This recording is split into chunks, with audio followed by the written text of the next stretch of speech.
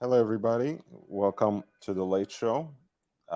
Please let me know if the microphone is working well this way. I'm trying something new since I've been experiencing problems with the cable of my usual mic. So let me know if you're hearing me. Let me know if you're hearing me well.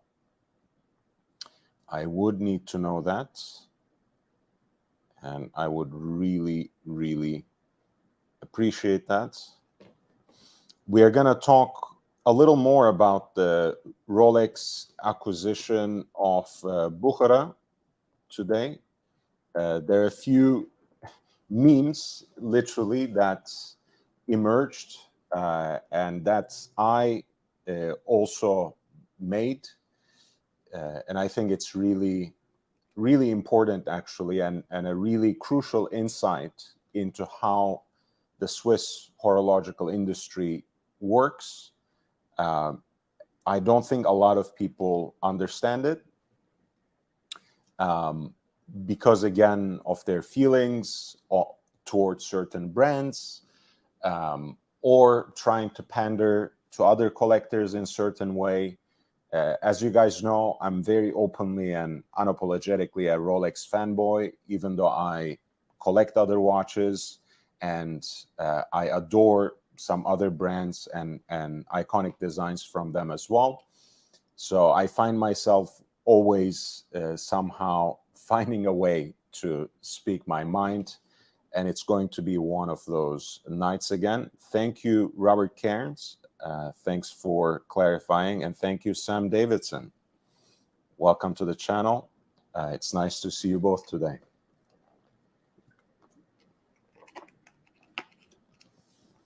So you guys might remember I was trying to draw attention to this interesting turn of phrase, this interesting sentence that was actually part of Rolex's official press release, their official statement on the matter, dated from 2 days ago now.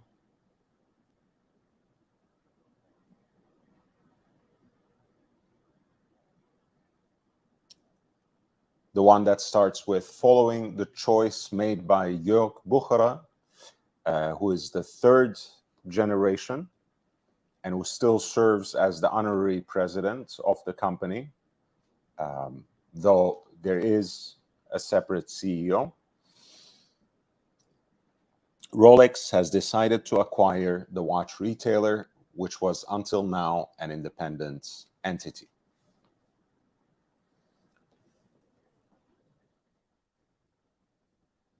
Of course, 2 days ago, when we first talked about this, I said it was not a coincidence at all that Rolex used Bukhara and their network, their resources in Europe and also in the UK to roll out their own certified pre-owned program last year.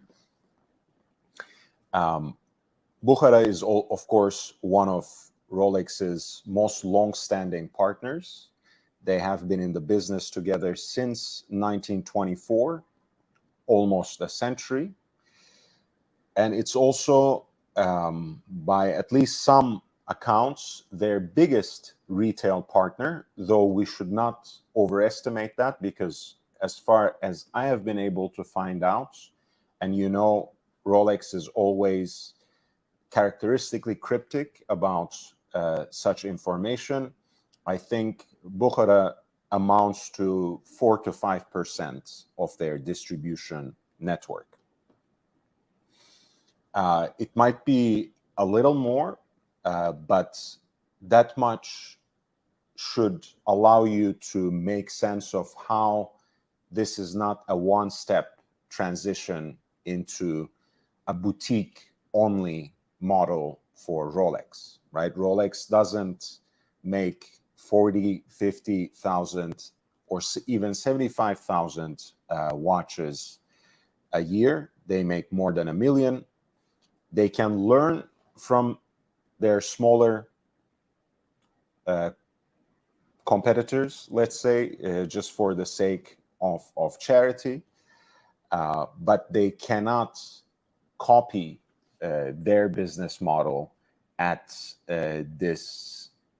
at the immensity of their own scale. And my initial reaction was that essentially this acquisition was a further step, and in fact the next logical step in Rolex's increasing and intensifying efforts to gain better control over how their watches are bought and sold at retail and on the secondary market. Right? For me, that second part might even be more important. El Profesor and I, as you know, on this channel, regularly, at least on a biannual basis, twice a year, convene on this channel and pour through a lot of the documents that are released by Morgan Stanley and Deloitte. And in Deloitte's report, the most recent one, it was quite obvious that it is being predicted that in the next decade, the secondary market for watches will in fact will supersede the retail market. There will be more, every day there are more watches being bought and sold on the secondary market. And the interesting thing is, of course, the generation of collectors that have entered the hobby, that have entered the space during the pandemic or after the pandemic, they increasingly, of course, choose those channels at the expense of and over and beyond the traditional retail channels. Hey, Pawan, nice to see you. Please hit the like button, by the way. That is the biggest support you can give. As always, if you have any questions, feel free to shoot them over. So I think it's very important. This move is perhaps more important in Rolex not wanting to leave money on the table for others to profit from their watches, from their immediate production. Having a network of over 100 locations globally through Bukhara, Tournon, in North America is integral to, in fact, expand upon the certified pre-owned program and also find new ways of getting a bigger slice of the pie when it comes to the secondary market on Rolex watches. Now, ultimately, and I have made this point 2 days ago as well, so I will just summarize. They are, in fact, borrowing a page to a certain extent from their smaller competitors, whether that is AP and Richard Mille, for example, who leverage the small percentages they have in the markets. AP has about 5% or so of the Swiss horological markets. Richard Mille has a little over 2% over and against 29 and change percent, almost 30% that Rolex has without even counting Tudor. And they leverage that percentage they have in the market by basically creating a bottleneck in their distribution model, which they have over the last few years especially perfected by going into a boutique heavy model. AP, for example, right now is basically boutique exclusive with AP boutiques and houses that they manage themselves, and also AP boutiques, and even I think also AP houses now that are managed by some of their most reliable retail partners. So they use that luxury experience and its exclusivity to squeeze out as much profit as they can from every single unit they sell. By eliminating the middleman, of course, they are more than halfway there already. Rolex can perhaps become, Rolex can't do that, right? You know, they cannot suddenly try to shift gears and alienate companies that are, by some accounts, carrying more than 90% of their distribution. They cannot suddenly give everything exclusively and at the expense of all the other authorized dealers to Bukhara. They have to actually be charitable towards everyone else, no pun intended. And ultimately, what benefits Rolex benefits the industry at large, and what benefits the rest of the industry benefits Rolex as well. What lifts Rolex up lifts up the rest of the industry, and I will try to prove this just momentarily. But I want to say one more thing. So Rolex's model will be probably trying to, yes, have retail locations increasingly where they run the show, where they make more profits themselves, where they can rake in the revenue generated from the sale of their watches to the maximum extent. They will, of course, continue to gradually increase their production, though one should not expect Rolex to jump from about 1 million watches to 2 million watches produced per year overnight. Ultimately, their goal will be to sell more or less the same number of watches, but at an increasing tag price and an increased share of the profits for themselves. In the short term, I don't think the average customer of Rolex is going to be much affected by this change, this acquisition of Bukhara. In the midterm to long term, maybe they can do certain things to give incentive to customers who go through Bukhara, who go through the official Rolex channels to get a Rolex watch. You know, Bukhara has had this tradition of making Bukhara Blue special edition watches that are collaborations with established brands. So they are specialists in that too. I'm sure over the years, some very exclusive models may be distributed exclusively or primarily through Bukhara and Tornos channels. That's possible. But in the short run, I don't think, you know, the average person who wants a sea dweller, an explorer, or even a GMT master is not going to be terribly affected by that. The Daytonas, at any rate, are, for the most part, almost impossible to gain access to in a short term through retail. Exceptions are there, and they prove the rule. With that being said, I do want to share some funny memes. One will start with this sentence from Rolex's own statement.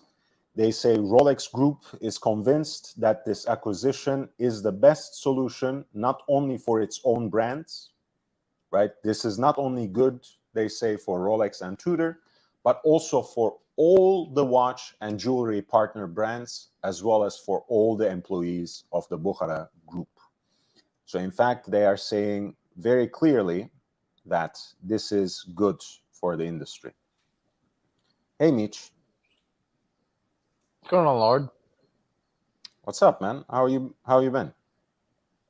Moderately busy, I guess. I mean, hey, I mean, busy is good, but I wanted, this is going to be good now that you're here, even better.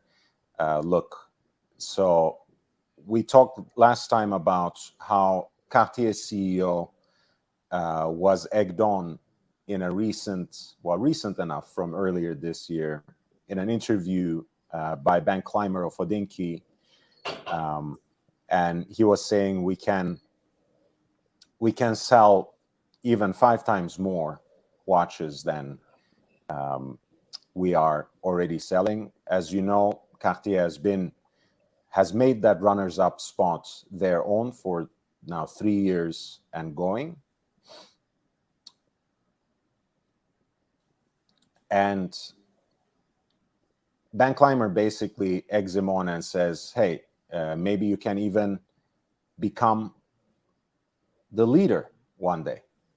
Maybe you can one day be the biggest and claim the number one spot. And this is what he says. We could sell 5 times more. Ben Clymer, exactly the choice to limit distribution of a watch such as that is, as that is purposeful, no doubt. So how do you grow? How do you become the biggest watchmaker in the world? Again, Cyril Vigneron, Cartier's CEO, says, we will not become the biggest watchmaker because the world has another one which is much, much bigger than us, and we don't have intention to try to compete with them. It's not the ambition.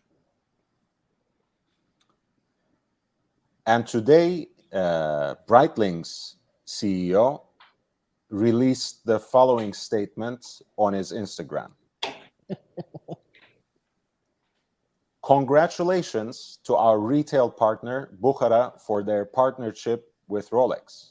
Great move, and certainly a game changer. Here, drinking a glass of champagne with my colleagues from Bukhara, the CEO, Guido Zumbull, and CCO, Patrick Marc Graf. As I usually say, this is just the beginning. look, Lord, I don't mean to offend you or any of your your quote unquote viewers, but imagine giving a shit of what Breitling has to say nowadays. You know? Oh my God! Imagine. All right. I think Mitch, imagine trying to run an actually informative and, serious show and include Mitch in it. I will never make that mistake. Mitch has run his course on this channel. We can move on with the rest of the discussion. Breitling, as you guys know, has made strides, especially since Georges Kern has acceded to the CEO position. And ultimately, whatever their position is, and they are in the top 10, which, for example, my favorite brand, Jaeger-LeCoultre, is not, they are basically kissing the ring with that particular move, right? Essentially, they get to the point of having to say, hey, we are happy to be partners with Rolex. Let's go. Because they know that when you crunch the numbers, there's just no possibility of trying to compete with Rolex in a game where they set the rules.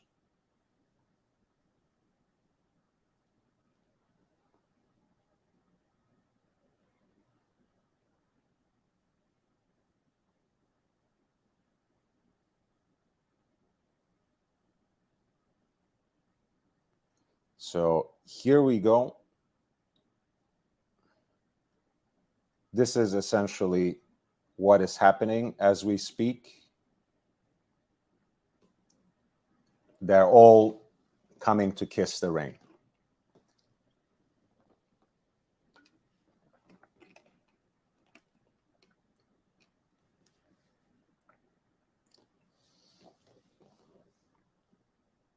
But yes, joking aside, this is how the industry reacts to and comes to terms with the fact that Rolex is the big brother. This is a situation that some brands are more willing to accept and concede to. And this is a situation that others accept begrudgingly. But most brands, and believe me when I say that, and Rolex thinks the same way, most brands are actually happy to concede that position to Rolex. As you guys know, it's not a coincidence that the Rolex CEO, Jean-Frédéric Dufour, is also the CEO of the biggest trade show in the industry, Watches and Wonders in Geneva, and that you have in fact seen more of Dufour's face and heard more from him last end of March, beginning of April, than you had for 8+ years since he has acceded to the throne, so to speak. So Rolex, in fact, represents, whether we like it or not, the industry in a larger sense. Hi, Ivor. And Basil, welcome. It's like when Apple bought Beats by Dre. That's an interesting story, by the way. There are parallels. I don't know if I would equate the two stories, but that's a very interesting story. The emergence of Beats as a brand in and of itself is very interesting, and how things unfolded later as well. Original OC, 199, thank you for the super chat. Always great content. That's the best part of the super chat, because he recognizes always, all the time, no exceptions, best watch talk. Best watch talk ever, always, and at any time. I cannot be beaten. I cannot be bested.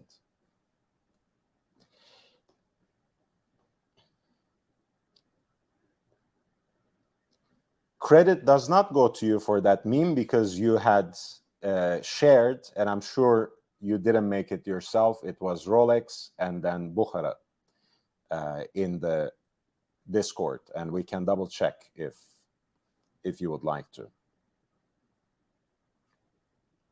I think the link is always there, by the way. And anyone can come on except for Meech, perhaps. Meech is going to sit out this one.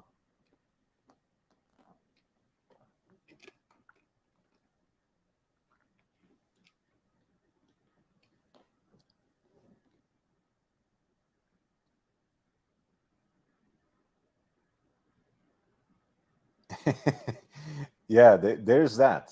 There's that, right? Supporting me won't get you banned from Tim's.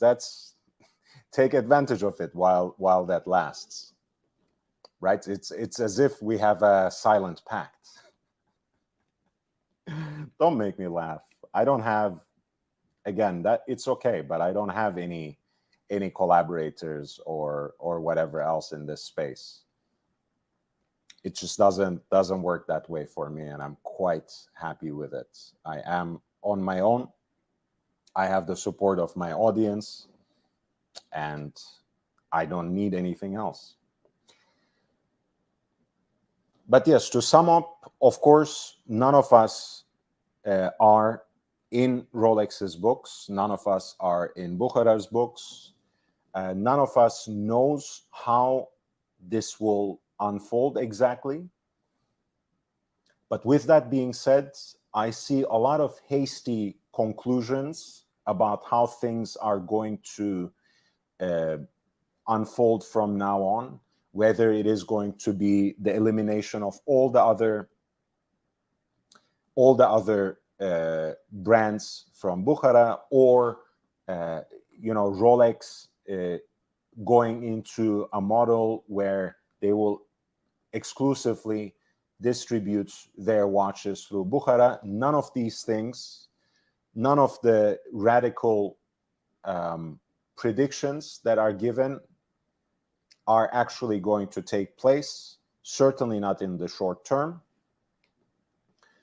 As you guys know, even though watch brands have privileged over the years boutique experience, where you can be basically subjected to one brand exclusively, there are certain things to be gained by pitting your product against other products, against your competition on a face-to-face basis. Sam Davidson, this is a great question. This is a good question to talk about while we transition from this topic. £2 thank you so much. Is Patek an independent? Now, people use the word and designation of independent in an almost mystical way, right? For a lot of people, independence equals high horology and certain aspirations for the best timekeepers, the most delicately and finely hand-finished pieces cannot be reached unless it is an independent watchmaker. This is perhaps a perceived and received wisdom that has carried some truth over the years, but it's not a universal. There are brands that are part of larger corporate bodies that make watches just as good, if not better, than companies that are independent. There are brands that benefit from that independence to an extent that they can make something niche and high quality without corporate intervention and interruption. And there are others who have been saved and who would not have existed in our day if it weren't for those corporate bodies that have taken over those brands. Now, Patek is an independent by definition. Patek was bought by the family that leads it today in 1930s by the Stern family. And it's now led by Thierry Stern, who is at least hoping to pass on the baton to his own sons when the day comes. And he took that position from Philipp Stern, who was his father. Of course, the company has other executives in the leadership. The company has other other CEOs over the years, but he is the leader. So yes, they are an independent, but that doesn't make them better or worse than they are. I hope I haven't been too digressive, but I wanted to give you value for money.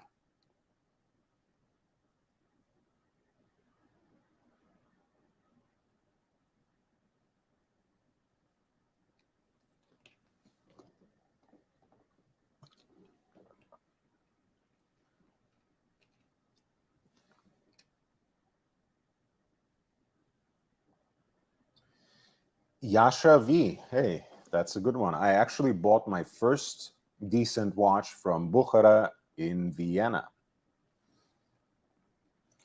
They're cool. I still want to visit the new Time Machine boutique they opened in Vegas. So Buch, as in the German word for book, Bucherer, Bucherer, or Buchara. I mean, there's not one way, right? Because Swiss German is not like Hochdeutsch, which is not like how they speak German in Vienna, for example. So as it comes to you, it doesn't really matter all that much.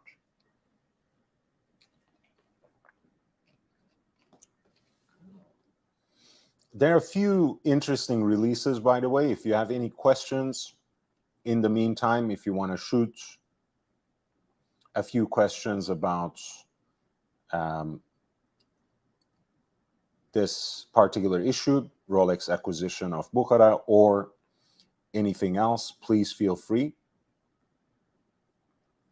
But I really wanted to talk about this watch because I really like it a lot. This is a collaboration by Louis Erard, the Swiss independent brand, and the collector who goes by the name The Horophile. And it is a beautiful time-only watch with a very original design, even as it borrows, of course, from established styles and takes a certain inspiration from Art Deco as an aesthetic.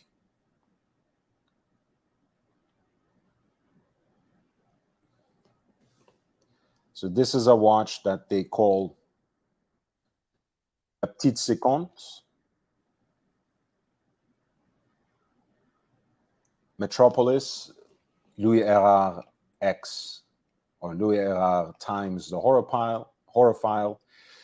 When Louis Erard meets an insider with a passion for independent watchmaking, they don't just talk, they create.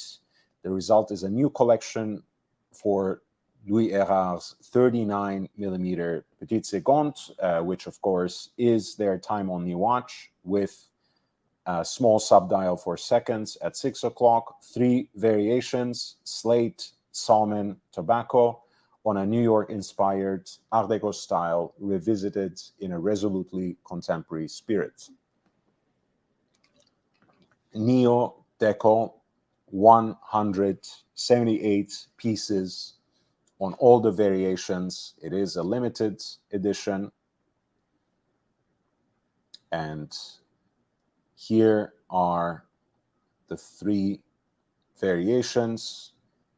Slate with, again, copper toned details. Salmon, which combines kind of a charcoal gray furniture and a salmon / copper tones dial. And finally, tobacco, which has kind of a tropical feel to the backdrop of the dial, and what looks like rhodium plated hands. Now we'll get to the specific inspirations of the elements of the watch, which has a 39mm stainless steel case.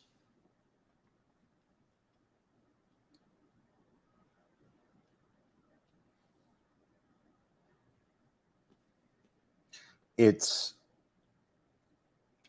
apparently started its design process with new typography.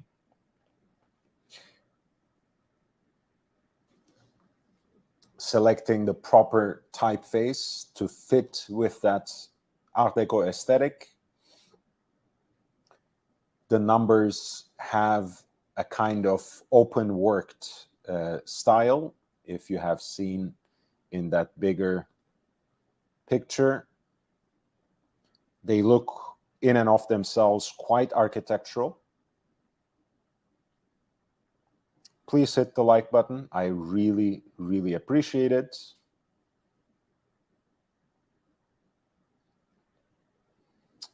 Bonsoir. Bonsoir, Sam. I like that the dial is uninterrupted, although I'm not averse to a pointer date kind of complication. I really like the typography they chose for the numerals, which really exemplify the Art Deco aesthetic without necessarily sticking to one of the stock typefaces.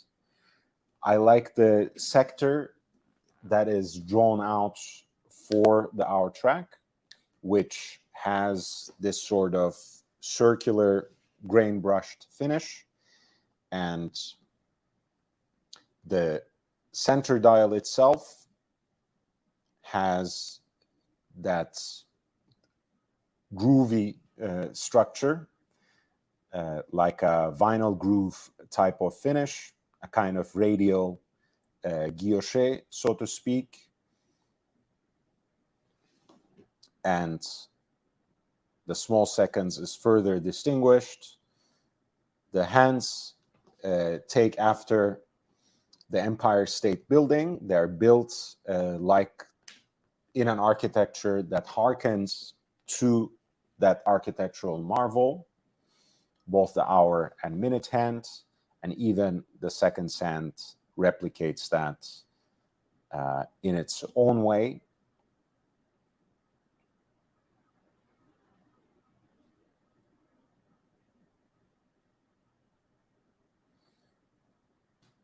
I think the slate gray and the tobacco brown actually please me more than the salmon, if I may admit that.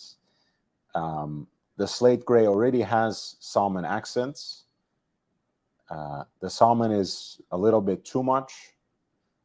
Maybe even I got saturated by the excessive attention given to salmon and copper tone dials of late.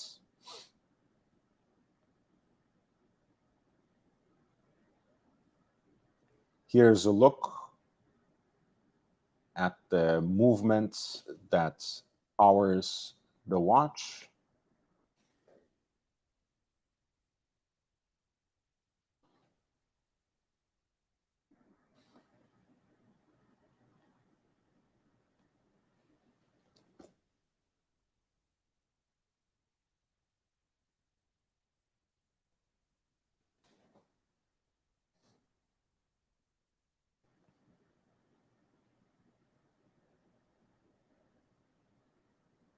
Which I think is actually pretty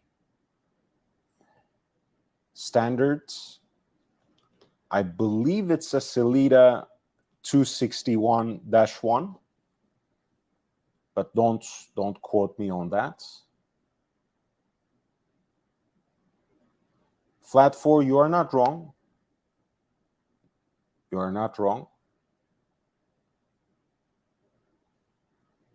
Flat 4 says, is this the new Ming drop? Everyone calls everything Ming these days. Everything that doesn't abide by the average aesthetic, I guess, is Ming now. And look, I mean,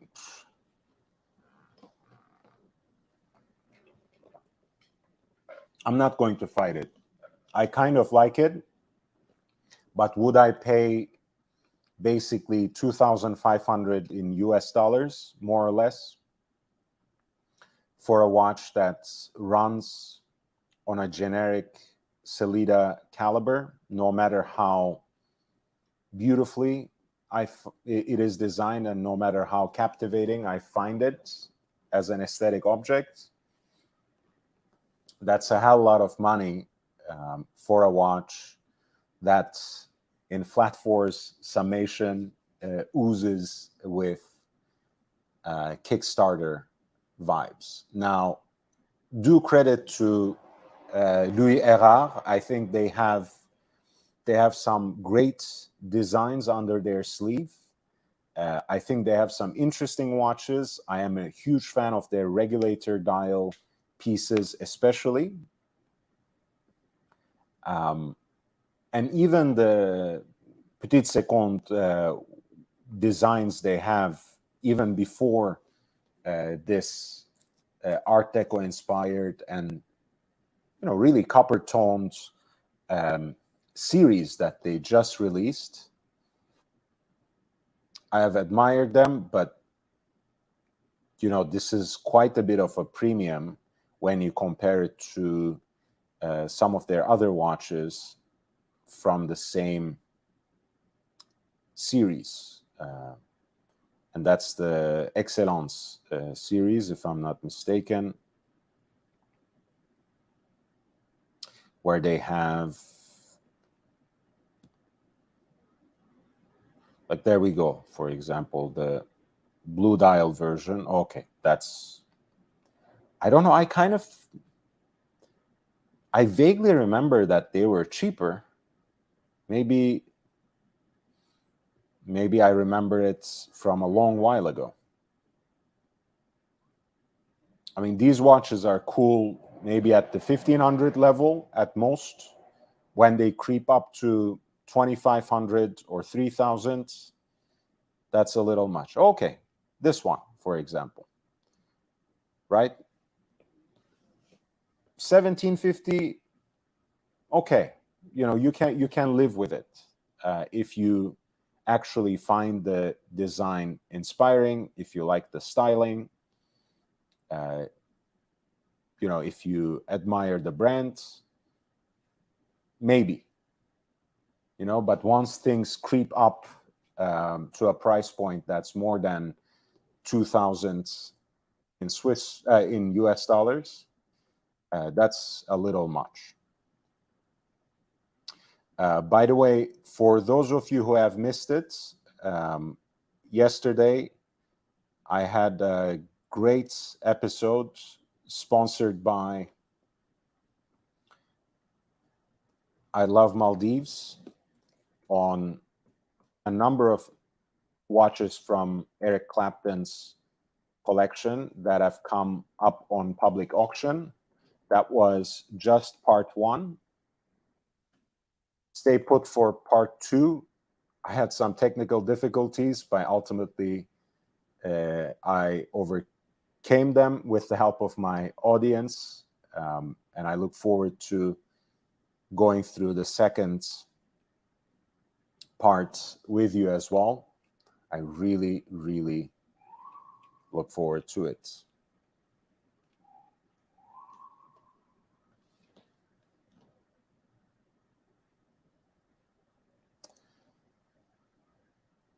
I also, we also had a full dedicated episode, as you guys remember, for the upcoming Geneva auction put together by In Eichen Zurich, honoring Konstantin Chaikin's work. This was also from last week, but only about 6 days ago. So feel free to check that out as well. At least feel free to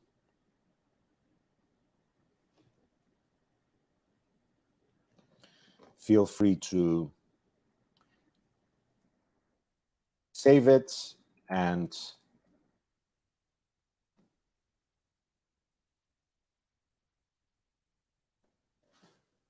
hit the like button in advance on that. It's, if I may say so myself, it's a great video.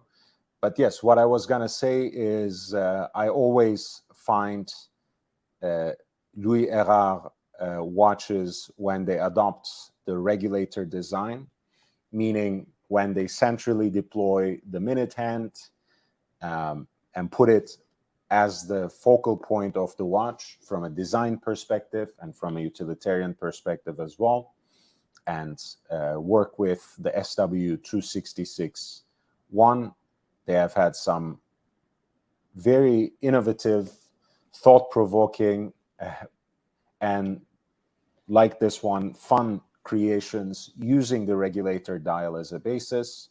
So don't take me wrong, I do admire the brand, but I find the 2.5 K for a time-only watch to be a little excessive, even when the design itself is quite inspiring. So that's my more or less final word on these three pieces that were released in collaboration with the Horophile.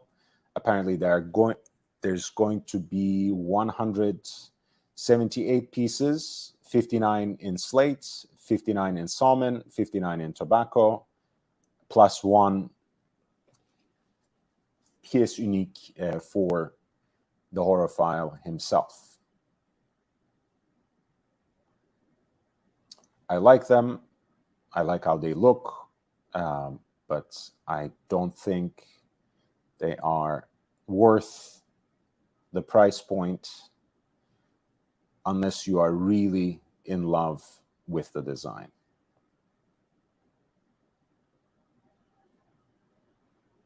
Now, I haven't been able to find these new Seiko 5 GMT colors on their own website, so I will have to dip into someone else's coverage for this. But there are now two new colors, namely the charcoal gray and yellow, to the new Seiko 5 GMT series that was introduced last year, re-energizing in a way the spirits of SKX in the new designs of Seiko 5. Let me see who had covered these.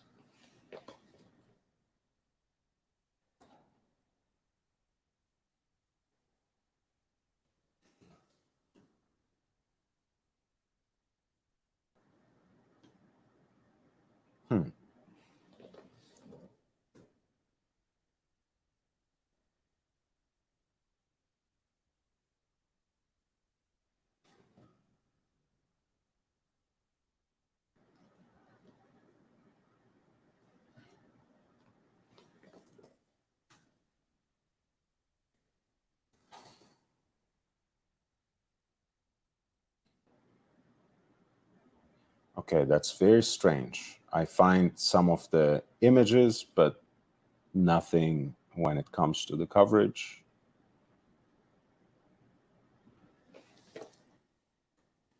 Maybe here.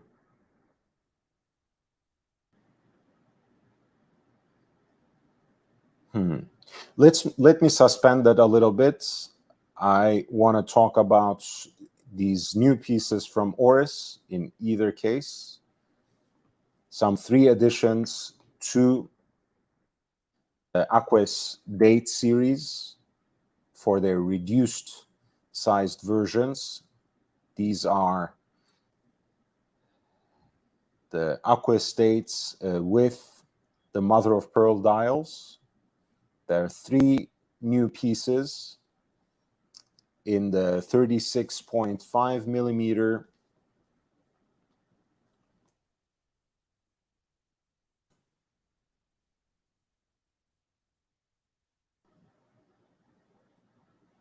case in stainless steel.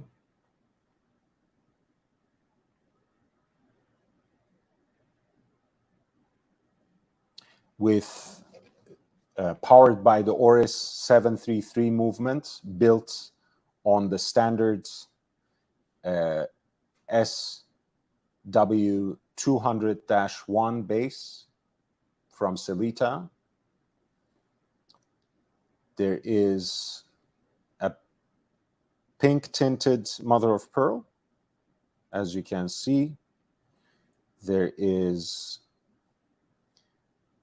a kind of pistachio / mint, which they call seafoam green, and the Aegean blue. I like the name of that color, and honestly, it may well be my favorite of the three as well.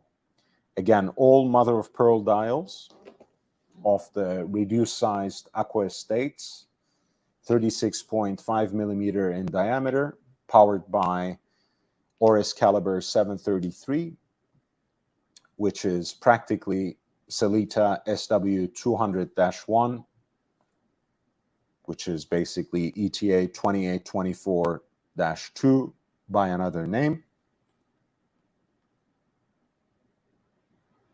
Thankfully, the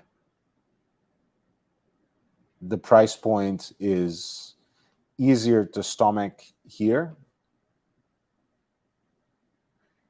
I think from a slightly more established brand, and again, putting together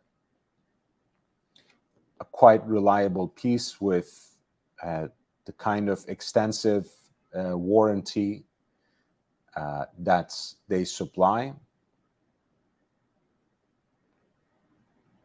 2 + 3 in this case, 5 years, coinciding with the same kind of service interval.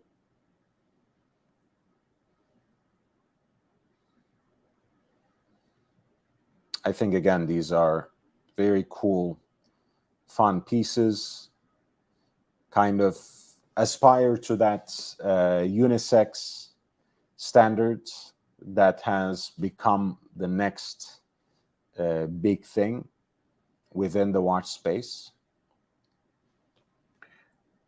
Right there between 36 and 37, with colors and options that can be confidently worn by men and women alike,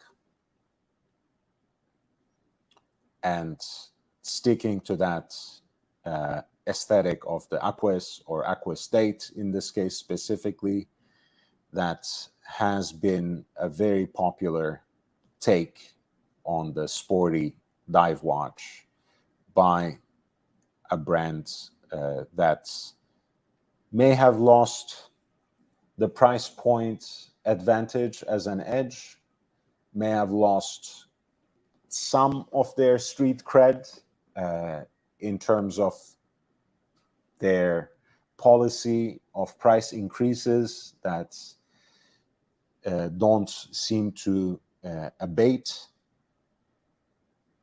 But finally, Oris, if anything, can only be blamed of being a victim of their own success. They have been, especially through the pandemic, selling their watches perhaps so comfortably that they never felt even slightly threatened to consider any of the steps that they have taken in the last few years. So it's hard to blame them for not necessarily being too conscious of how they seem to be slipping into a price point which is perhaps hard to justify.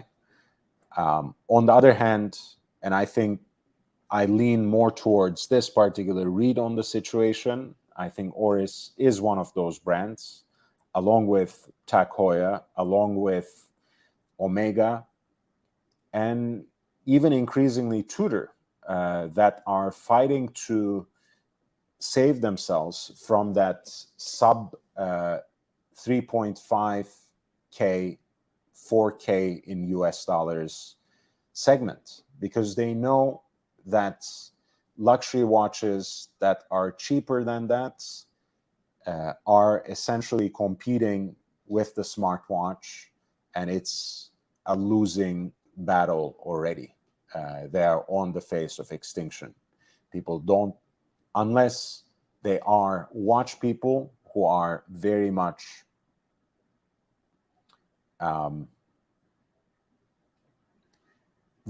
like us, who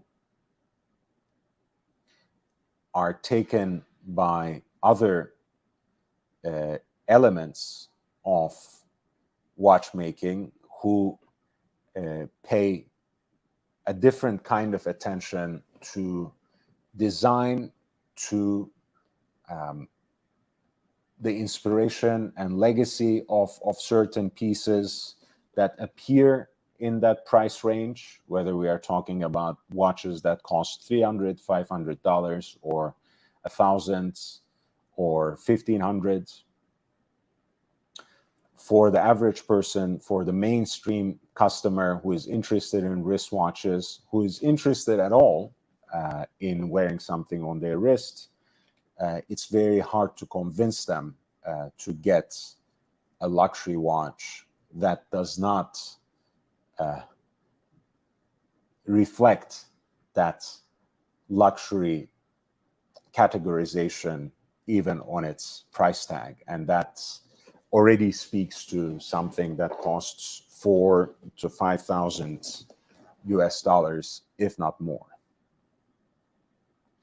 Sorry, sometimes I am missing some of your chats. I can't really read everything in real time. So if you genuinely want to highlight something, please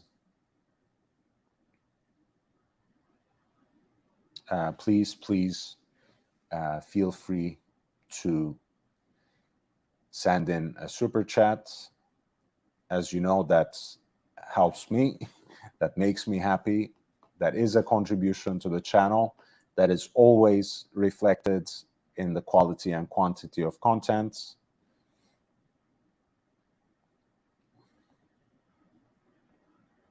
And of course, I'll be able to catch what you are saying much more quickly.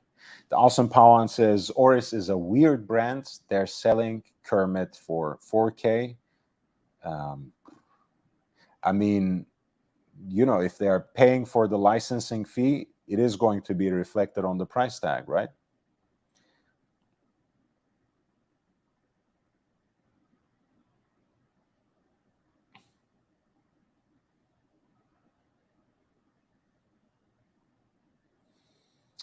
Captain Kirk says, completely lugless watches rarely work for me.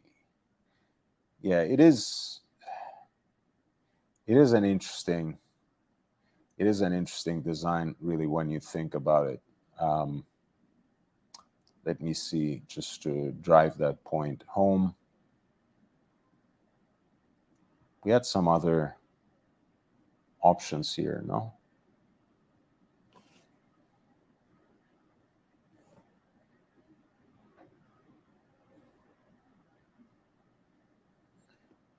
Because on the rubber, you can really see what Captain Kirk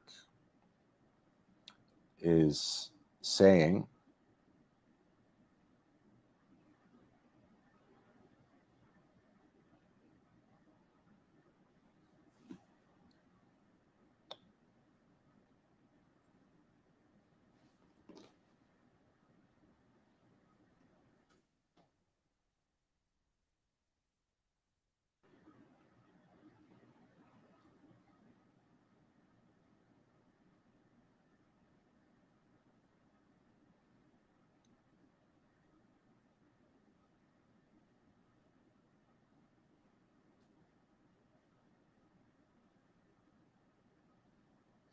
I can't seem to find it now, but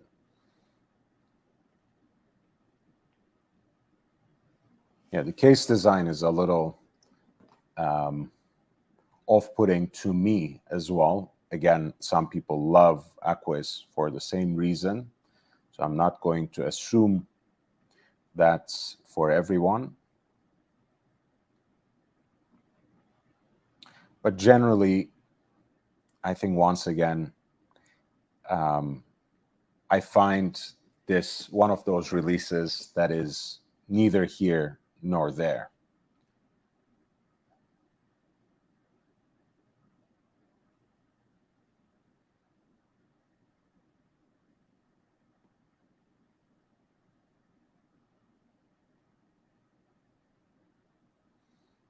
There's no trigger really, Curly. I know, you know, some people are desperate for drama and fights, but I just don't have that kind of energy, you know. I can't suffer ignorant and stupid people.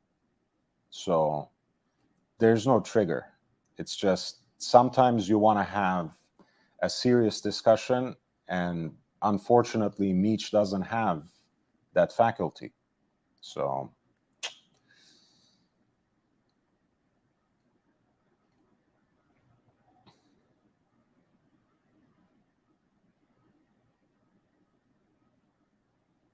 no, it's my right eye is messed up, Curly. There's no it's not a shtick. It's not a I'm not trying to look cooler than I already am. I'm just trying to spare my audience from the ghastly, nasty, and vicious sight of my messed up eye. It's going to be better in about a week, I think.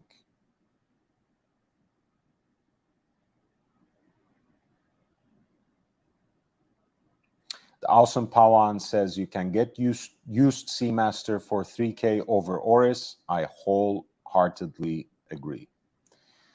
And Sam, you're most welcome. JB, thank you so much. $9.99, also a member of the channel. Yes. Thank you. Nice to see you, JB. And the Awesome Pawan, like your watch knowledge. Hey, and I like super chats, and I like you, the Awesome Pawan. Thank you. $1.99.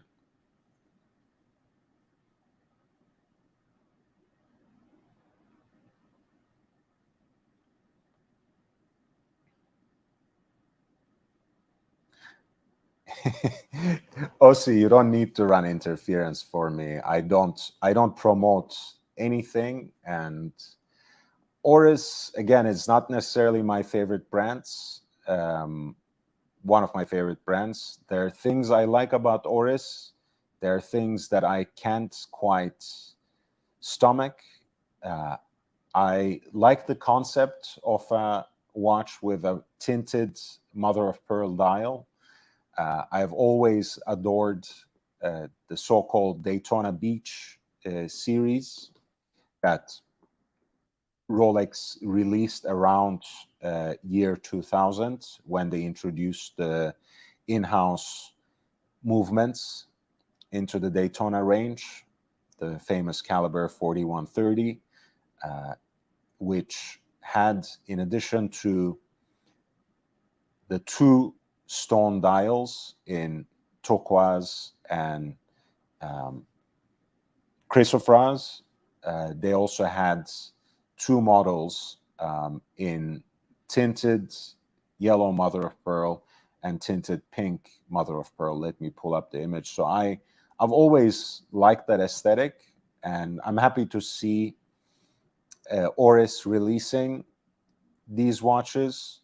I think it makes absolute sense to put those dials in diverse styled watches. It makes perhaps even more sense to do that in a reduced size watch, to do that in a unisex size rather than, say, in a watch that is 41, 42 millimeter in diameter.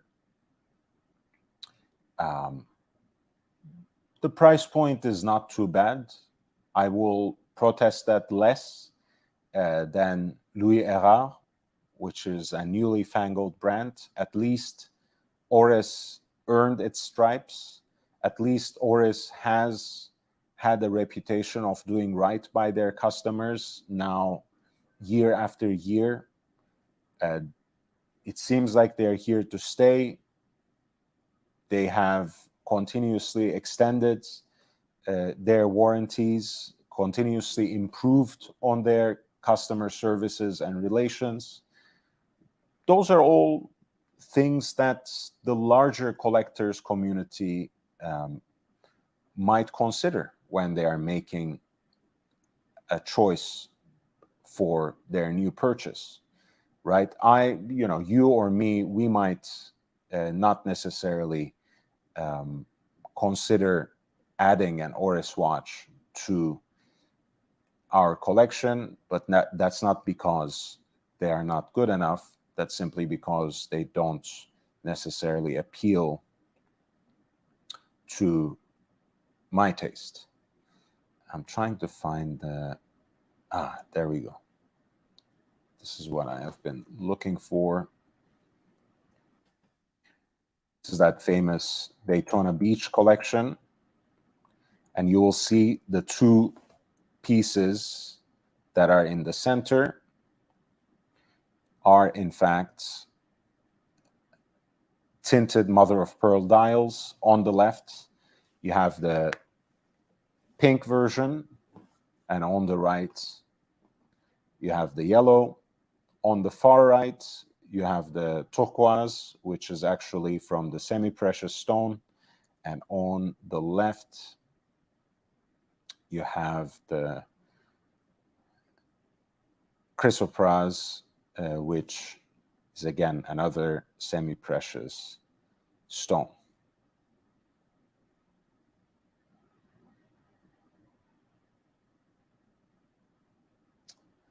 So ultimately, I really like the concept when it comes to what Oris did, even though it's much less subtle than the execution here.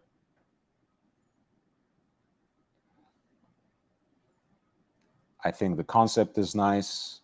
I think the model they chose is nice. I'm not too fond of the case design on these reduced sized Aquis especially, but I still like them enough.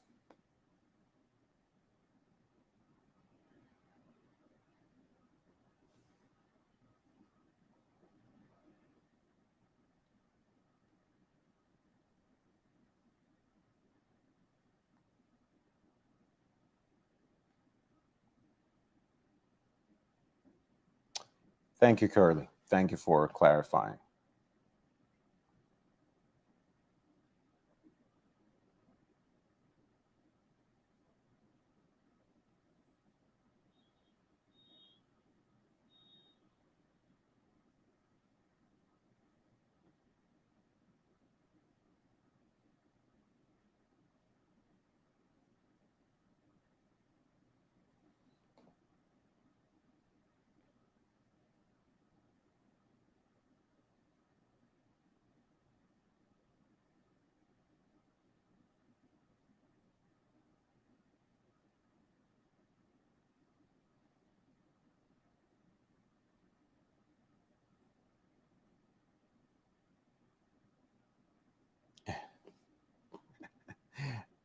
I'm loving the conversation that is going on in the chat. So I might soon just leave talking about watches and join that myself. You guys are having a riot.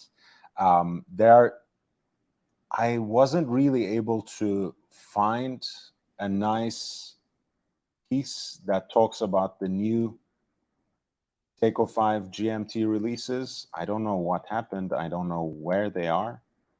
I'm gonna see if I can find.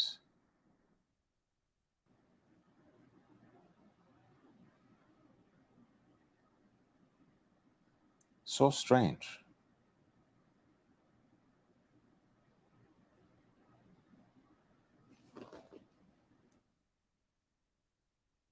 Let me see. I must have seen it on Instagram.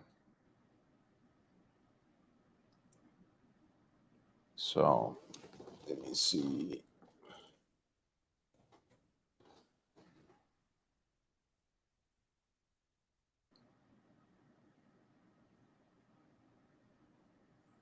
No, seriously, it's impossible. Please, someone save me. Someone find me this.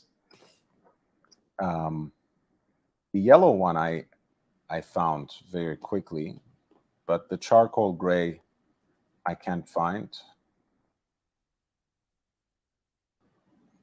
But here is the new colorway. Not the most appealing, to be brutally honest, even though I like seeing red against that yellow backdrop and the red writing of GMT. I'm not quite sure if it meshes well with even that tone-on-tone bezel that is chosen for this GMT. As you guys know, this is Seiko's entry to that sub $500 segment. It was quite a revelation when it came out last year, because it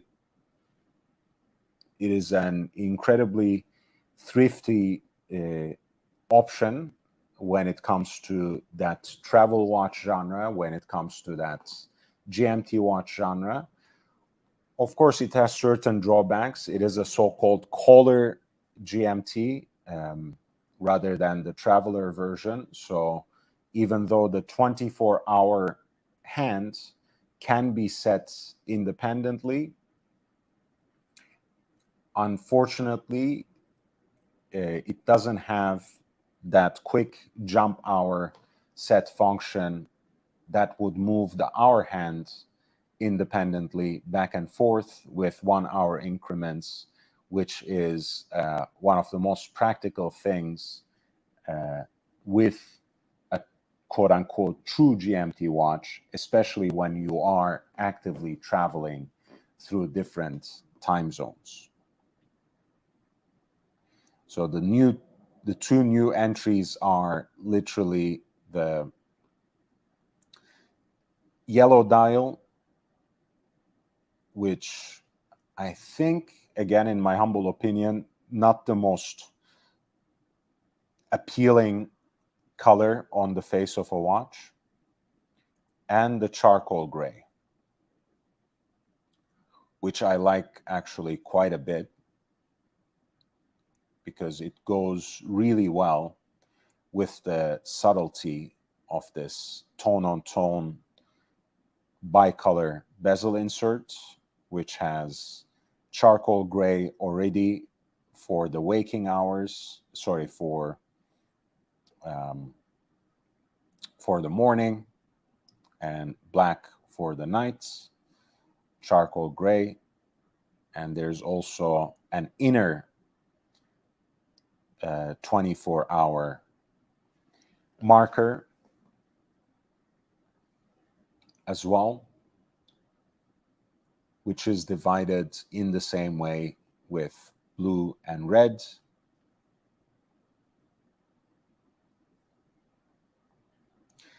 These have the styling of the old school SKX series, except of course as Seiko 5 watches, they have the minimal water resistance of 100 meters. They do come with Seiko's own version of the 5-link bracelets.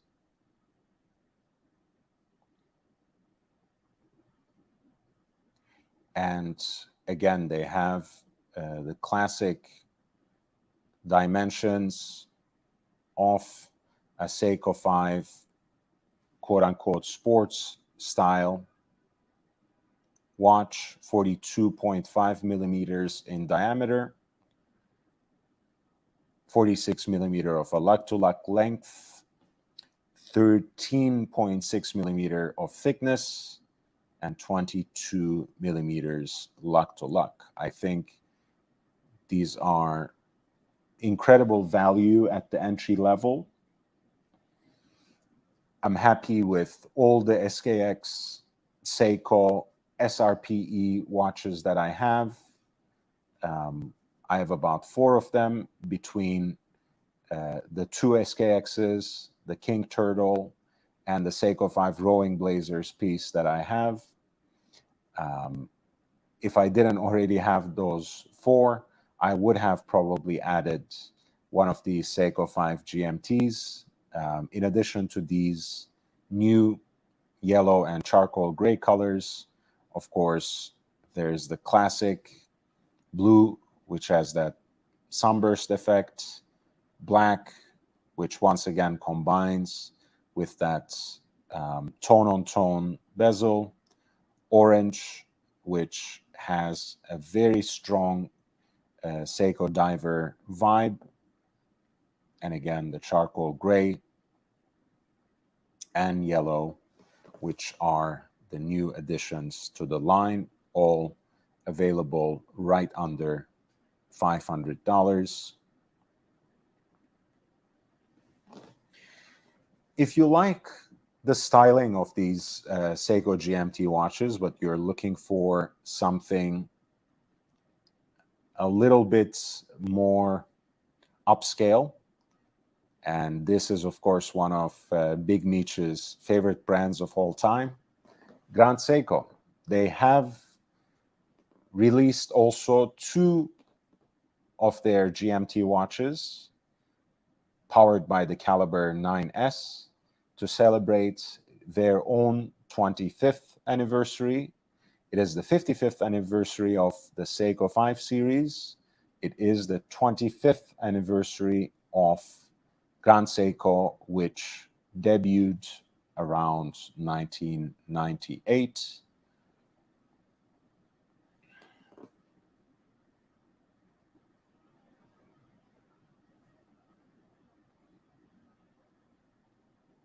And you have basically between these 2 watches 2 alternatives to Rolex's Explorer 2 and the GMT Master 2.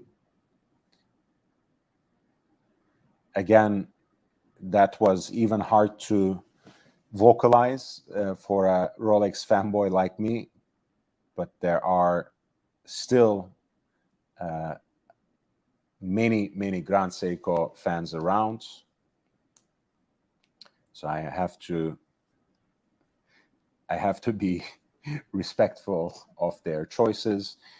These are, of course, again, based on the 9S series, so they are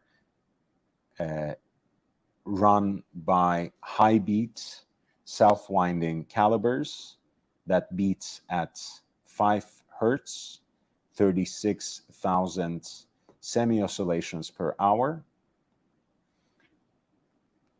They are both limited editions with the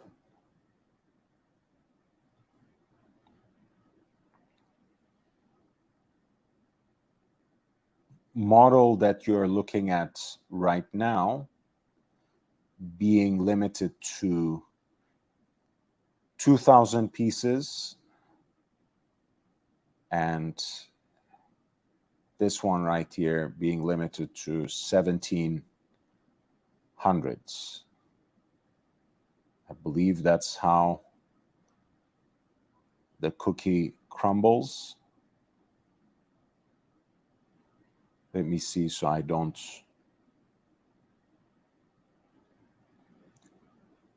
get confused. Yeah, unfortunately, they're not very clear when it comes to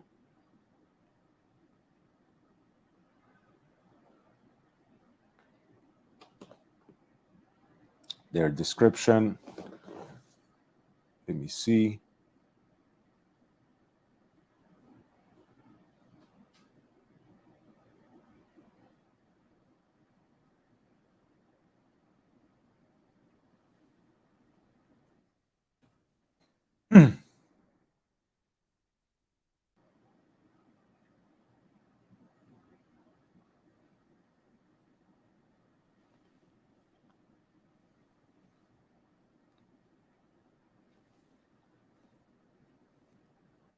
So you're looking right now at SB GJ275, the full-size GMT model from the sports collection with a 44.2 millimeter case, that is the diameter, 14.8 millimeter thick, so it's quite a big boy, which has been a point of criticism for Seiko in the past, as it has been of Tudor and many other brands. It's sometimes puzzling to see how immune to this kind of criticism that they remain for that they remain immune to, that they don't seem to listen to, because these kinds of concerns, these kinds of preferences are relayed to them by customers time and again when they have new releases, but somehow the more things change, the more they remain the same. We still have cases that wear large, that are too thick, bracelets that are styled like other brands' designs. Here, they just look like a different version of Omega's Speedmaster bracelets.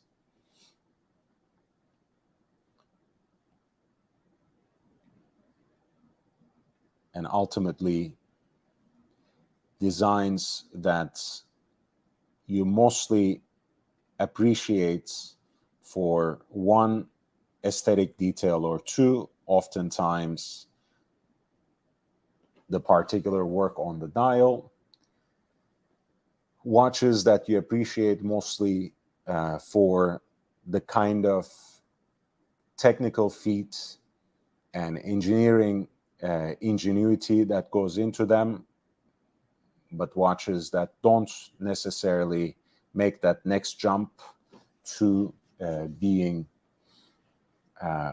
practically and holistically pleasant and attractive to the end customer, at least to a broader base of customers. I think SPGJ 275 is a watch like that. It has many attractive aspects to it, including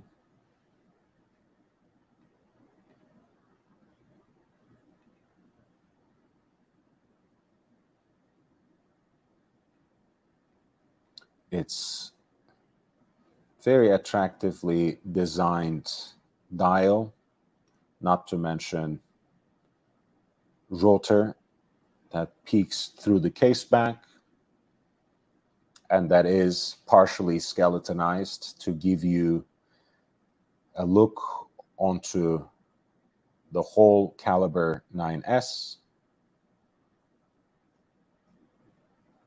And here is a closer look at that dial, which looks like the open skies.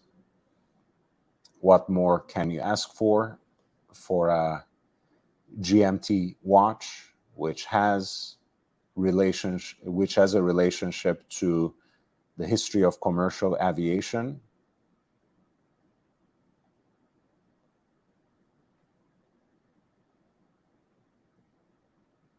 "200 meters of water resistance,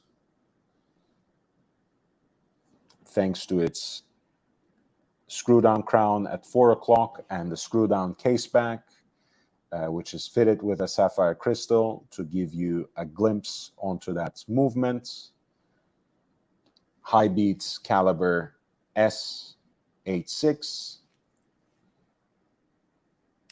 which has an accuracy rating of +5, -3 seconds per day, with a power reserve of 55 hours. The full rotor is fashioned out of titanium, partially open worked, and treated with an anodic oxidation process to give it that light blue finish, which is just like the dial of the watch.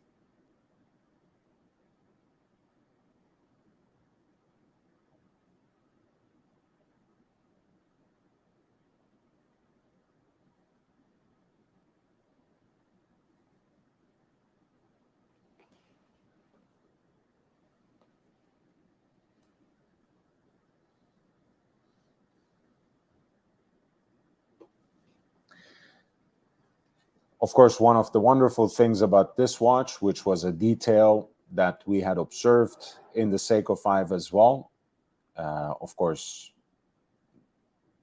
with the inferior movement that is inside that watch, you won't be able to have this particular trick necessarily. You have at that Reho a separate 24-hour dial,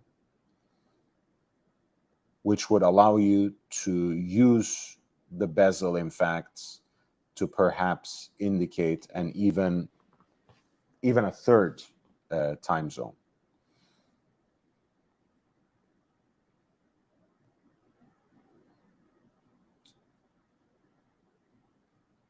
Since you can set both the hour hand and the 24-hour hand independently and track a second time zone already on the Reho, which has a 24-hour indication. And then you also have the rotational bezel in addition to that.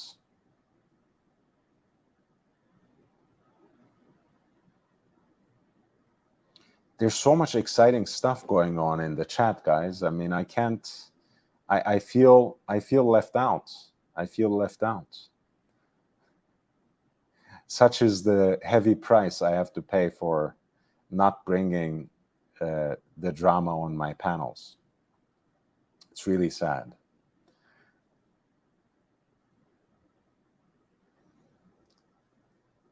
This model, the sporty version, so to speak, with the additional rotational 24-hour bezel executed in 2 different colors to also act as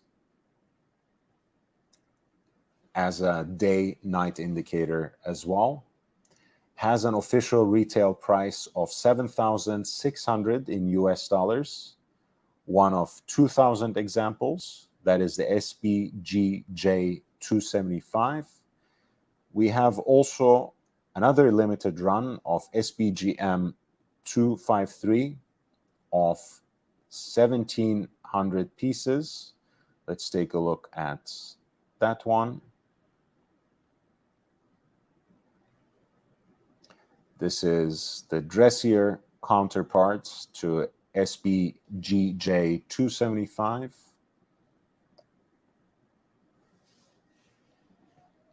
With a light blue or ice blue starburst dial, which is very attractive. Part of the Elegance collection, this stainless steel piece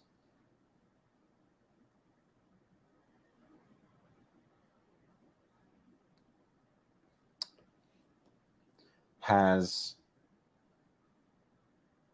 a movement that operates at a lower frequency at 4 hertz at 28,800 semi-oscillations per hour. But thanks to that, it has a longer power reserve of 72 hours.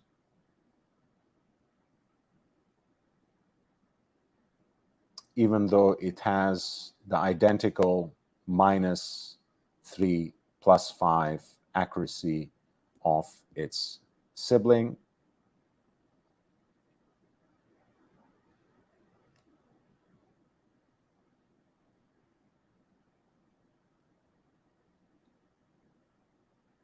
As you can see, it's a really beautiful finish on the dial.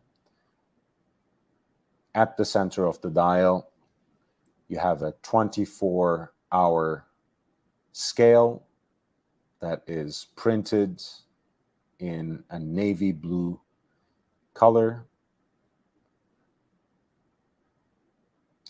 and additional arrow hand for the 24 hours shares that particular shade of blue. The partially open worked or rather we can simply say open-worked titanium rotor has the same treatment as the SPGJ 275,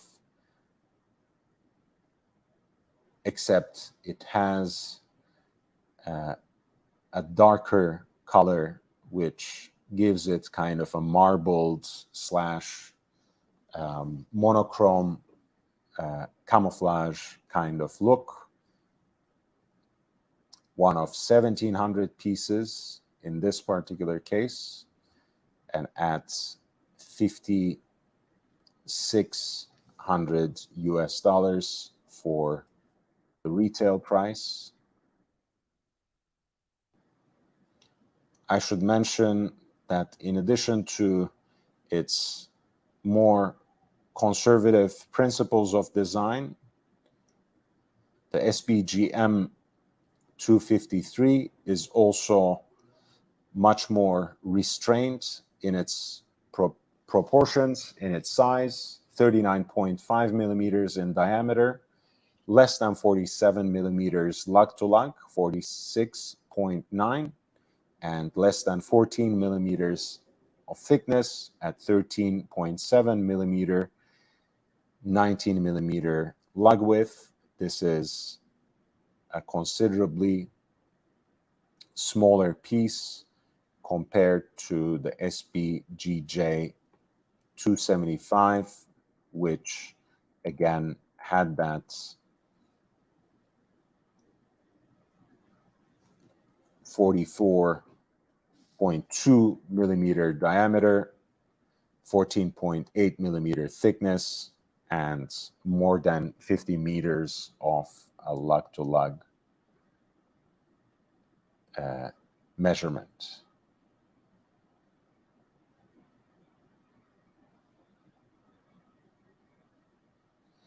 Honestly, in this case, I know Grand Seiko is acquired taste, and I know I would never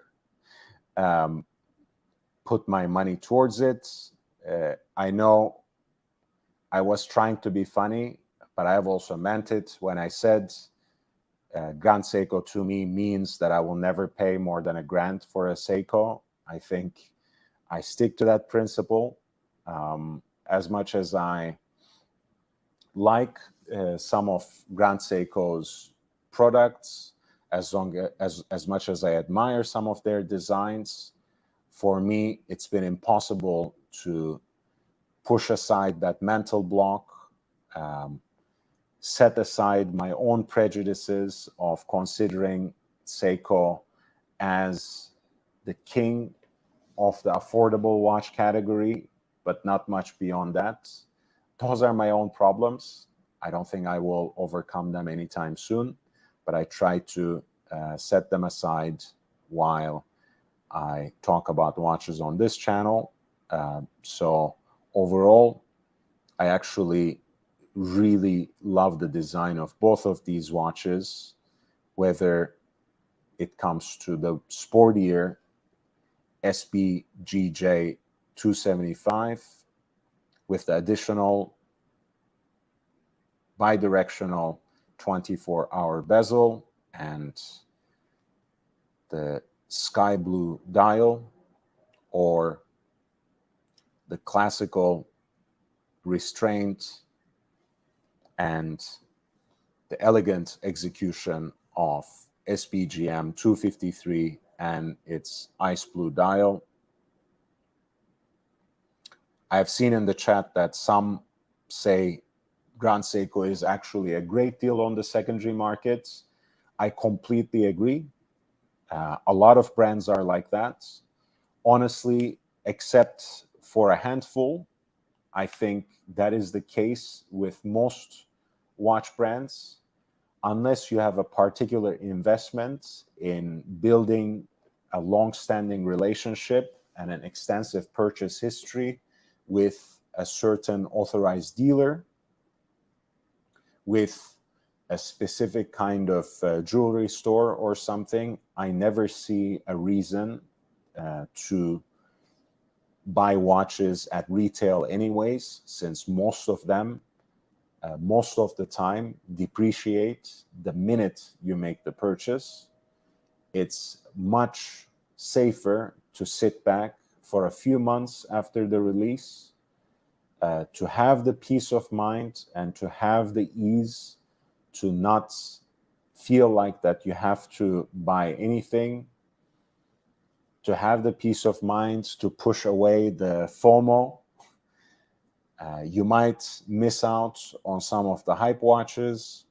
You might miss out on some of the most topical trends, but there are going to be watches for you. And when you buy them, you will be getting them at a severe discount, at a significant discount. Someone else will have already bit the bullet for you. Someone else will have already eaten that loss for you.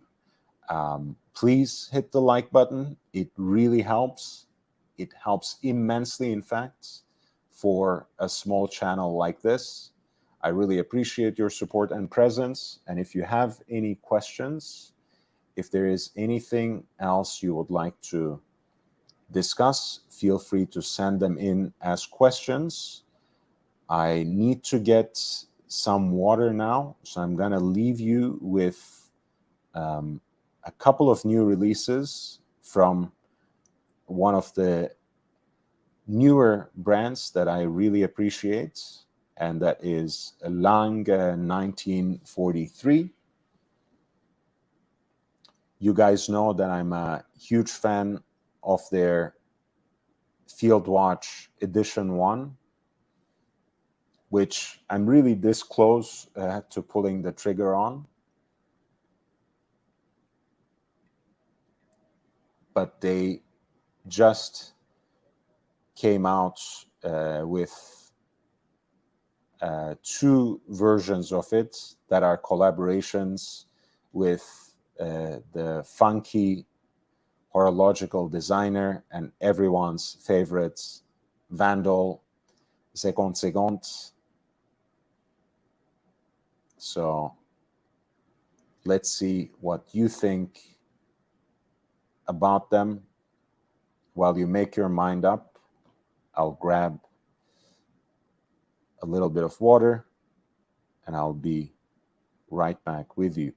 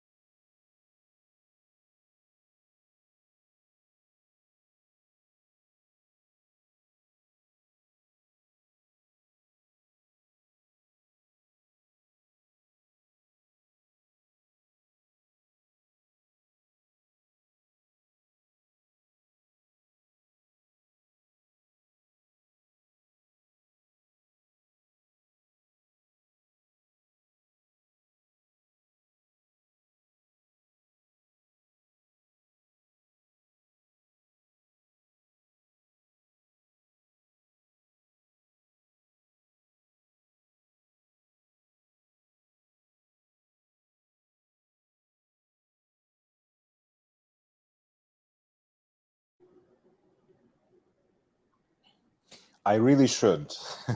I really should, Van Lex. Yeah, before, let me attend to the chat a little bit before I get to the new Lange 1943 release. I really should, but I didn't. I tried not to drink this month. Maybe I had a total of 1 or 2 drinks.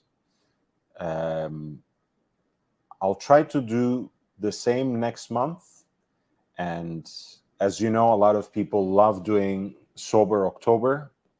And then I can let things go in November because it's my birthday month, and December, which is, of course, the holiday season, so we can go crazy. But yeah, it is not necessarily a concerted effort, but I am trying to get in shape again. So it helps. It helps. Not drinking certainly helps. Let me see if I can catch up with some of the chat without being engulfed in drama. Van Luck says, I'm behind. I've only had 3 beers so far. Big Meech is singing the praises of his favorite brand, Grand Seiko, in the chat. What are the benefits of a titanium rotor? 0. That's why they had to use in that release full rotors, in fact. Right? I'm sure, Thomas, you are perceptive enough that you paid attention to that. As you can see, they have full rotors. I mean, usually you choose the smallest, most dynamic, most efficient, which is to say also the most solid and weighty metal for the rotor. You choose tungsten, you choose a precious metal, whether it is 21 or 22 karat gold, or even platinum, increasingly. Sometimes they use tungsten or gold in combination with a supplemental weight in platinum. I think probably because they could treat titanium in this particular flashy way and decorate it in this full-blown fashion with their medallion and everything. I think that's the reason they chose probably titanium. From a performance standpoint, again, not being the engineer in the group, honestly, I'm sure someone can correct me on this. Titanium is not necessarily the metal of choice for the rotor weight for a self-winding / automatic movement. So it's probably mostly an aesthetic concern, Thomas.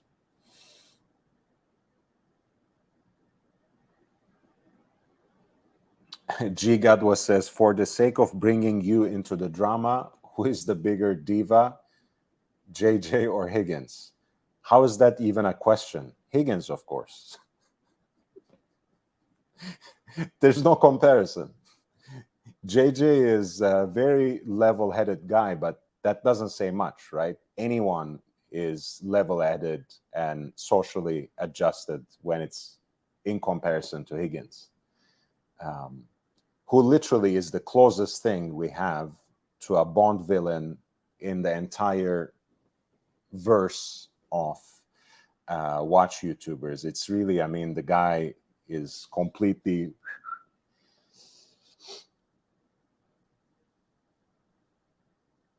Ivor says, Higgy is of course, Higgy is the biggest diva of them all, not even remotely close. Thank you. I didn't even have to say it. I should have just read the chat. GB Vol says, used watches. Shooting from the hip. Whiskey Reaper, I see you. G Gadwa says, you need Mookie clips for the water breaks. Hey, everyone needs Mookie clips, but I have always a hard time using other people's contents, leaning on other people to generate content for me. It hasn't been my approach. I don't feel comfortable with it. As you guys know, 80% of the time, I would rather go directly to the brand's website, to their own releases, and subject them to a critical attention rather than lift the content from an already digested, supposedly journalistic outlets.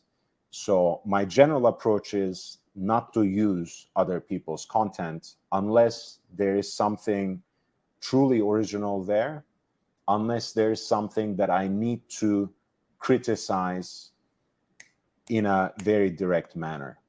So that has been my principle, and it helps me distinguish what I do from everyone else as well. So as much as I love watching Mookie's clips on my own time and on other people's channels, unless he makes exclusive clips for me, I wouldn't want to use them, because I don't want to be just like any other watch channels. Even though it's good, even though I'm entertained by it sometimes, although increasingly less, Mookie's clips are an exception. If he makes something exclusive for me, I will play it not only in the breaks, but 24/7. But as things stand, everyone else plays Mookie's clips already. You don't need to come to my channel to see it. White Claw comeback. I did not actually drink a single can of White Claw in my life. I don't even know how it tastes. But again, the hard seltzer concept is somewhat alien to me. I'm not even a big fan of beer, actually. I like hard liquor. When I drink it, like, the old school, the most interesting man in the world, right? I don't always drink beer, but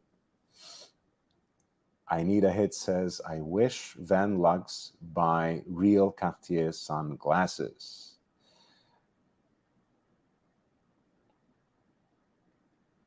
Those Bubinga wood Cartier sunglasses are real. I love it. Speaking of, speaking of wood or wooden inlaid accessories, Ali has been a bad influence for me. I have, thanks to him, discovered this American-made brand of cigar accessories, and I'm about to place an order on their website, and they have all these beautiful holders with wooden and leather details. They have like their own line of cigar lighters that have, again, very beautiful aesthetic details. I especially love those, wooden inlays on them. Anyway, when you said Bubinga, that's what I remembered, because they have all sorts of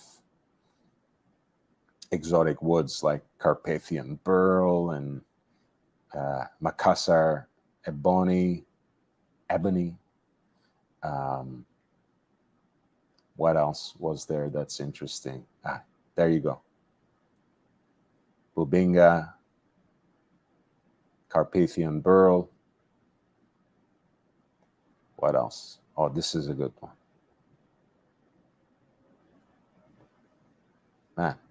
Anyways, yeah, that's what I remembered when you mentioned Bubinga.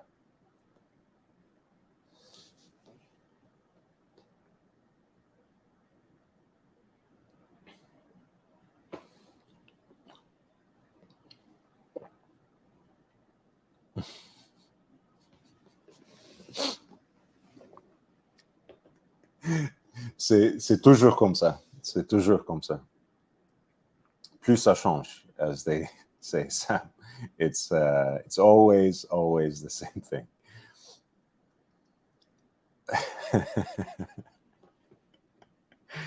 Again, man, I mean, these are the moments when I want to dissociate dissociate, so I can like participate in the chat as someone else and be part of this discussion rather than hosting a show. Pyro, come back. I think Pyro's main account is banned on this channel because he was talking all sorts of ridiculous shit and trying to give me business advice at some point. And I said, if you're not going to shut up, I'm just going to ban you and save you from yourself. And since then, he comes sometimes on one of his alternative accounts, on one of his troll accounts, and ostensibly only to see Meech perform, because that's, as you guys know, a very choice performance.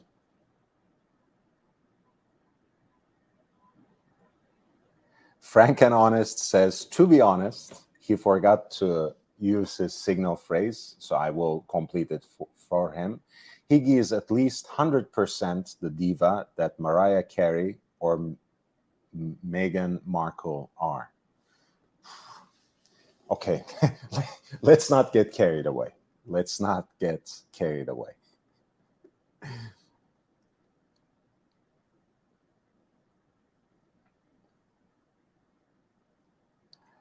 Do I have any alt accounts? I have many. I have a lot of them. But honestly, I mostly use them to divide my interests on YouTube. I genuinely don't have enough time to troll other people. And certainly I'm not gonna have time to host a show and appear in my own chat either. It's just time. I am retiring though in next May, so I will have more time. I'll have more time. And that's true. That's true, by the way. I think anyone under 18 by default would be impinging on terms of service, so we can't enable them until they are at least 18 years old.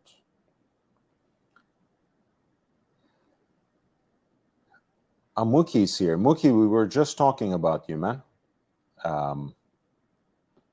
Yeah, they were saying that I should be playing your clips when I take my water breaks. And I was saying that, as much as I love watching Muki,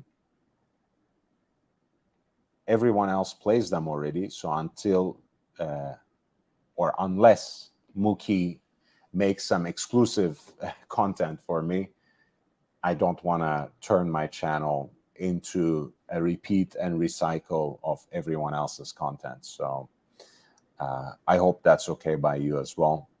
You know how much I appreciate what you have already done for my channel without, being under any obligation to do so. So it's nice to see you in the chat. All right, I finally caught up. Sweet Jojo is here. Plastic, it was nice catching up with you a little bit. So we were talking about some new releases. We talked about the 2 new color options for the Seiko 5 GMT. We talked about the new Louis Erard and the, what was it? The Horophile collaboration, the small seconds watch with the Art Deco inspiration. We talked about the new Oris Aqueous date pieces in 36.5 millimeters with tinted mother of pearl dials. And we have also talked about the 25th anniversary limited editions from Grand Seiko of both of their sporty and classic GMT watches. The sporty version in a 2,000 piece run with 7,600 USD price tag, and the more classically styled SPGM 253 in a limited edition of 1,700 pieces and with a 5,600 USD price tag. We have also talked a little bit about the further repercussions or resonances of Rolex's acquisition of their long-standing retailer and partner, Buchara. And I also want to talk about Lang 1943 and their new collaboration with everyone's favorite horological artist and vandal, Segond Segond.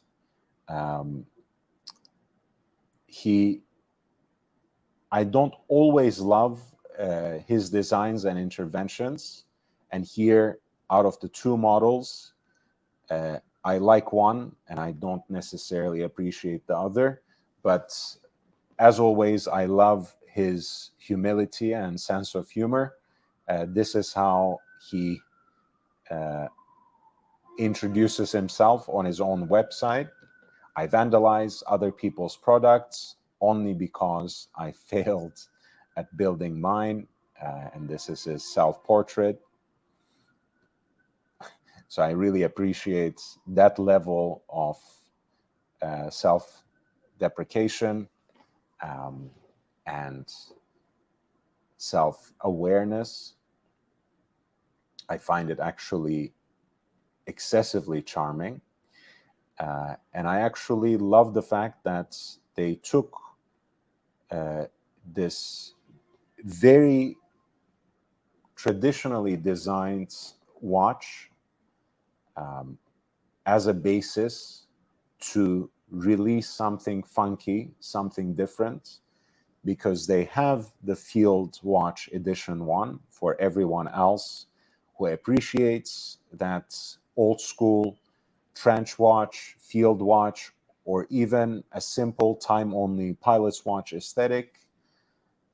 They have even gone so far to build these watches around the core of new old stock Marvin 700 movements, a very classic 60s hand-wound movement, which had its equivalent in Longines 490, another classic. So Lang 1943, having that watch at the core of their product line, decided to spice things up a little bit and collaborated with Romaric André, who goes by his nom de plume, Segond Segond, in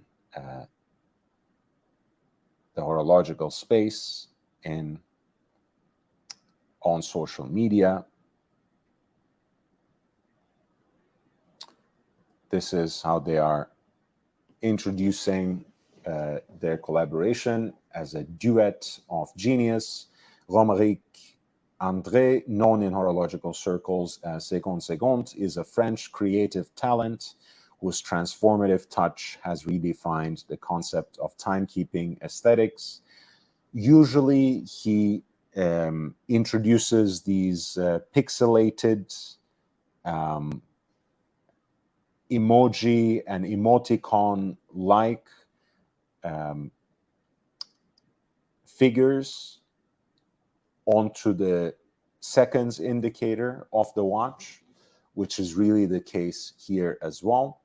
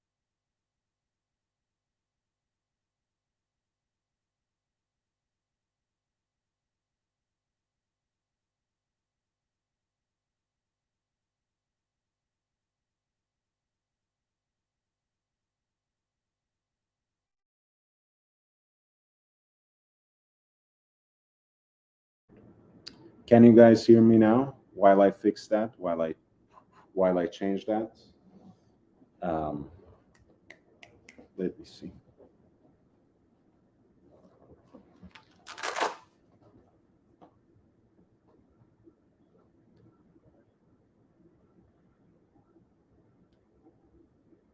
Can you hear me now? Yeah, let me see. I think this is working now, but I still need to charge. Yeah, I wish I were trolling, man. It's I'm not used to these new microphones that need to be fully charged, which apparently I didn't succeed on doing.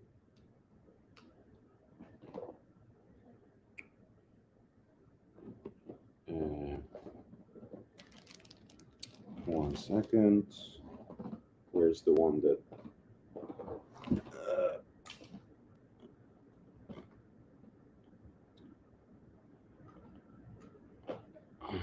And the old microphone still.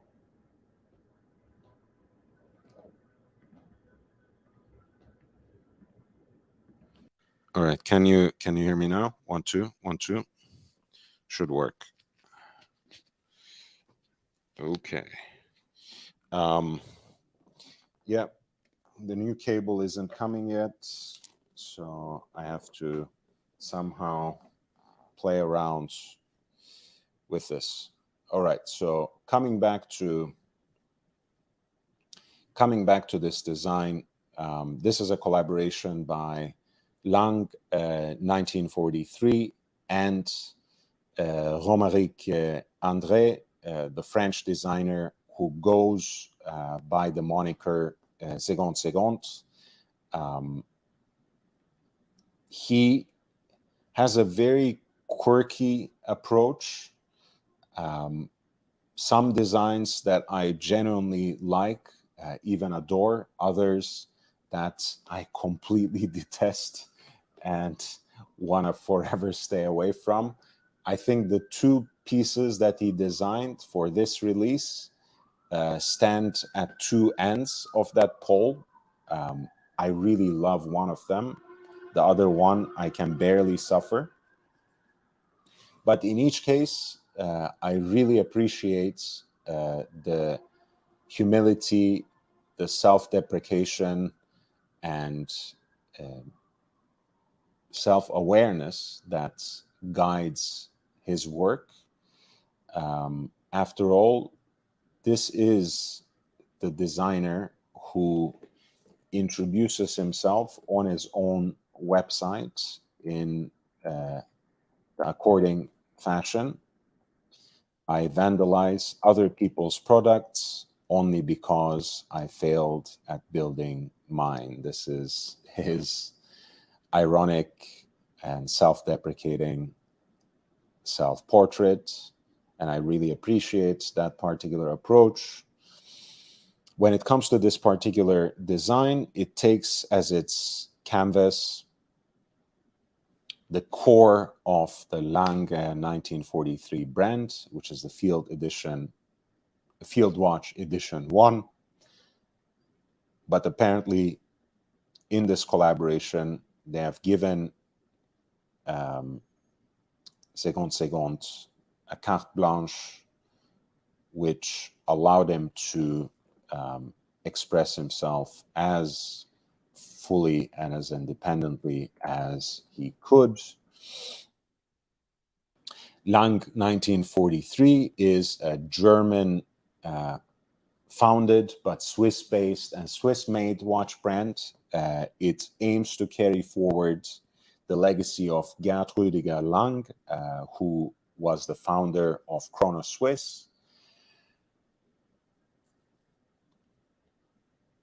and who has passed away just last March.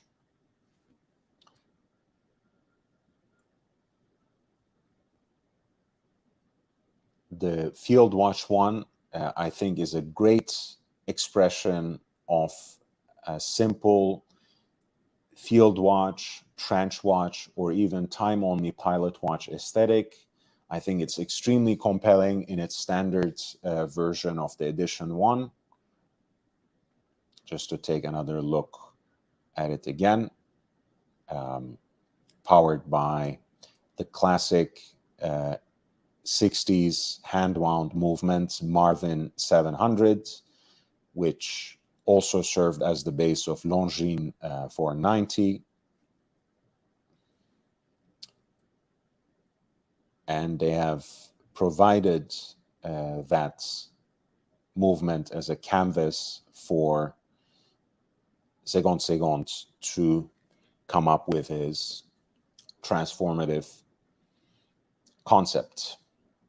And of course, as his name implies, his creative interventions to watch designs is usually by using pixelated emoticon and emoji-like figures to replace the seconds indication of the watch.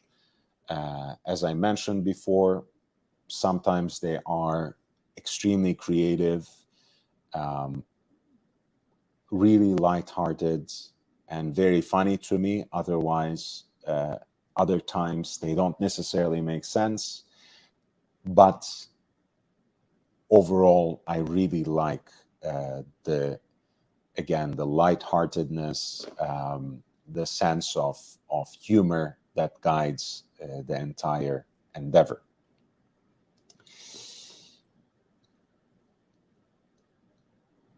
He has basically made two designs for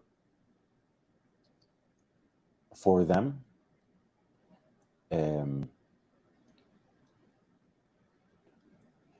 And they utilized his ability to creatively amplify and reimagine the sub-second dial.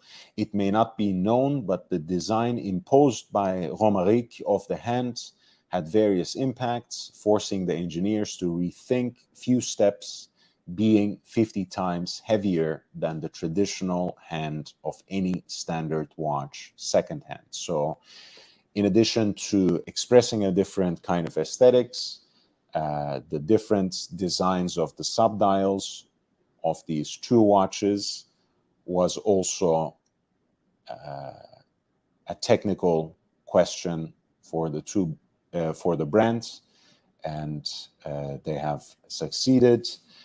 I really like this particular version for two reasons. One, I feel that light blue, powder blue, sky blue really fits this puristic time-only design, and that unique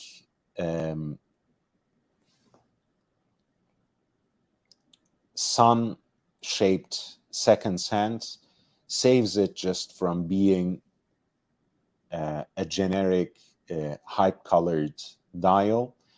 And as you can see, they have tinted one of the rays of that sun with red detail so that you can actually keep track of the seconds in a more precise manner. I think the syringe hands fit the theme beautifully as well. And to play around, they have named this watch A, Lang, and Sun. A, Lang, and Sun stands as a wordplay of brilliance, capturing Gerd Rüdiger Lang's extroverted essence. Segond Segond's touch daubs the second subdial with the image of a sun, making the watch undeniably A, Lang, and Sun, a tribute to all great German watchmakers. And not only is this piece a creative play on words, it is also a recognition of Rüdiger's German heritage and his connection to German watchmaking. A, Lang, and Sun isn't just a timepiece, it's Gerd Rüdiger Lang's portrait capturing his cheeky creative essence. And then there's another play on onion crowns that characterize this particular style of the watches, of pilots' watches especially. In this case, you have a slightly oversized crown that's not exactly onion shaped. So I didn't quite understand how it applies here. But of course, the onion crown was actually the signature of the brand Chronoswiss. So it is actually an apt name to call Gerd Rüdiger Lang himself the Onion Crown King. After all, he was the founder of Chronoswiss in 1983 when he was 40 years old. The Onion Crown King celebrates Gerd Rüdiger Lang's reinterpretation of the Onion Crown, which he popularized with the launch of Chronoswiss in 1983, earning him the nickname the Onion King. The watch's embossed Roman numeral dial, an iconic onion crown, resonates with Gerd Rüdiger Lang's signature, the oversized onion crown, while Romaric André's visionary touch reimagines the second hand with the crowned onion. Its rhythmic motion isn't just keeping time, but is an homage to a man who has changed watchmaking through his passion for functionality and the intricacy of the mechanics involved. The collaboration is limited to 25 pieces.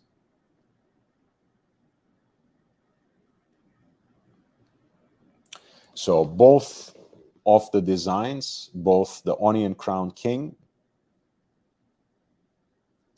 and A. Lang and Son, are limited to 25 pieces each, and they're each priced at 3,850 euros, which is a 10% markup, a 10% premium compared to their standard Field Watch Edition 1 model. And they will be exclusively available on their website on August 28th, so in about 2 days. I think it's an interesting option. I would still like to get the standard Field Watch Edition 1, but A. Lang and Son could be a very funny and captivating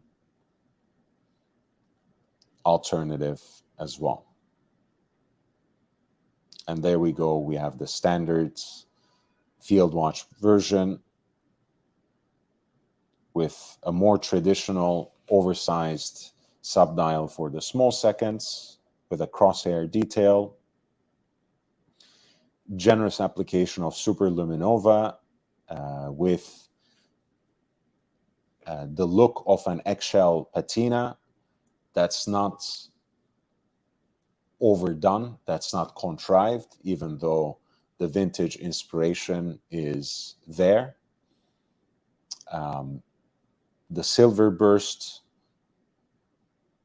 smoked gradient dial, I think, is also an exceptional application of the same principle, even though it is obvious that the inspiration behind it was some measure of recreating a tropical dial by using a more grayscale aesthetic rather than perhaps a khaki dial that leaned more on the creamy tones. Saves the watch again from falling into that trap of simply being an homage. It truly is a beautiful contemporary recreation of the classic field watch, harkening back to those legendary Ministry of Defense supplied Dirty Dozen pieces, still remaining its own thing, 39 millimeters in stainless steel, powered by the hand-wound Marvin 700 new old stock movements as well. Again, beautiful, sleek profile as well.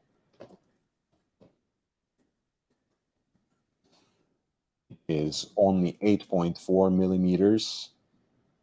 Very, very beautiful watch that can honestly do double duty as a very interesting sports piece, as well as an alternative quote unquote dressy piece as well, with its traditional proportions and muted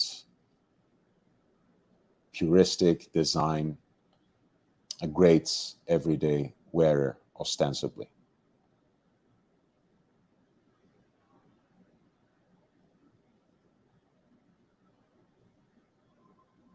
I want to read a little bit with the chats beyond the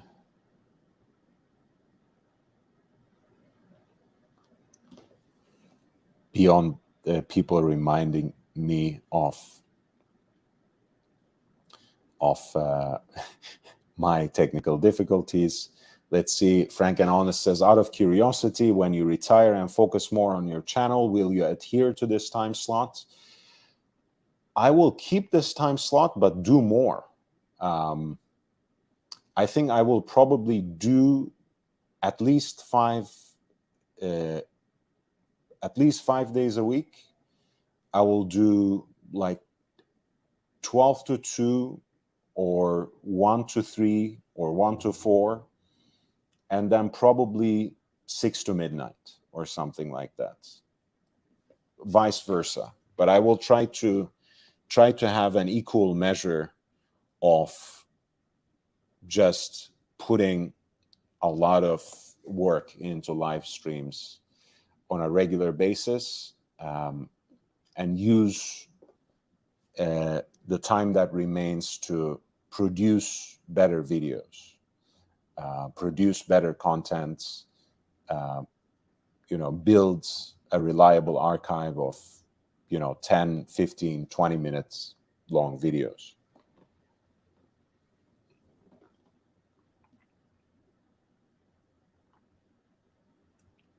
Sweet Jojo says, I was looking to buy a Vostok, but sanctions have made it impossible to get factory direct shipping. I'll be handing Sovron's Vostok back to him tomorrow. Fun watch. Last time he was on the panel, he showed us quickly the Vostok that he was talking about. G. Gadwa says, just buy the kid a BB54 plastic. I think, that's a great idea, but I think he's trying to introduce them a little more slowly into the hobby, with more of a bang-about watch than something all that valuable.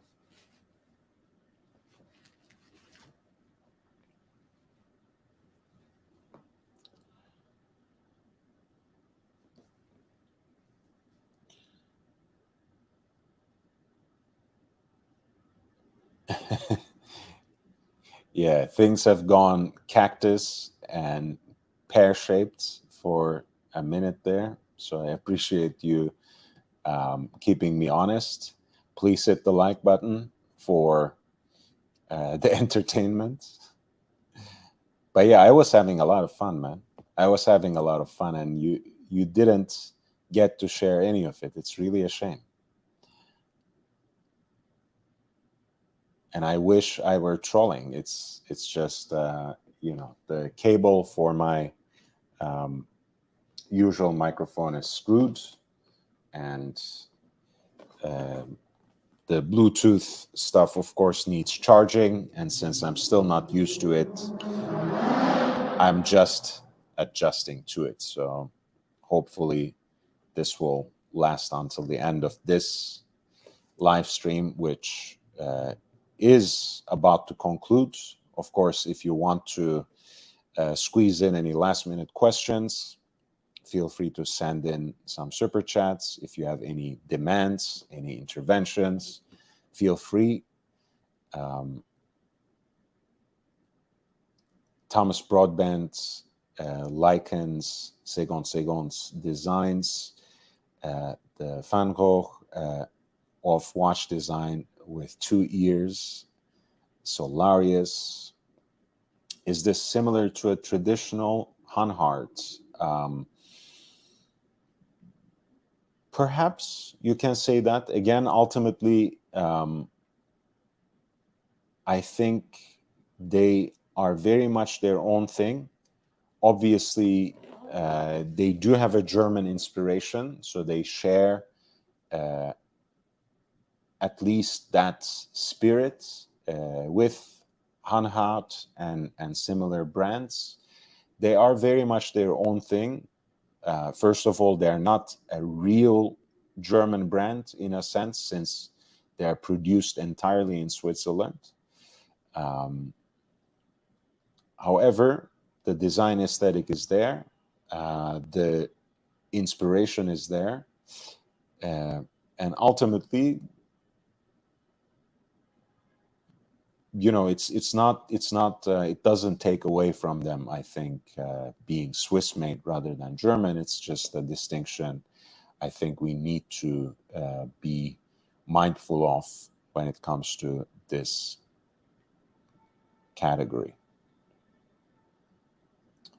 Frank and Honest says, great to hear your future plans for the channel. I'm excited to watch your channel grow and grow because you deserve it.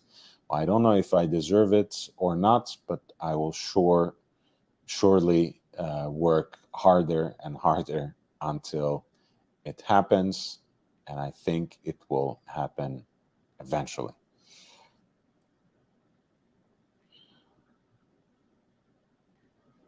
All right. We talked a little bit more about Rolex's acquisition of Bukhara and its ramifications for the entire industry. I think Rolex genuinely thinks what's good for them is good for the rest of the industry. And some parts of the Swiss watchmaking industry is in agreement there.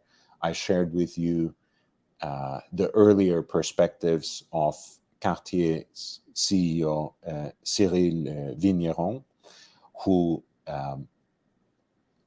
realistically recognizes Rolex's paternalistic status, their untouchable position in terms of their market share.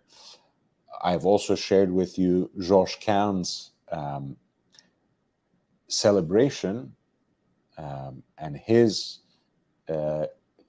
really kissing the ring styled message that congratulated Bukhara and its executives for this acquisition, literally saying there are big things ahead and this is just the beginning.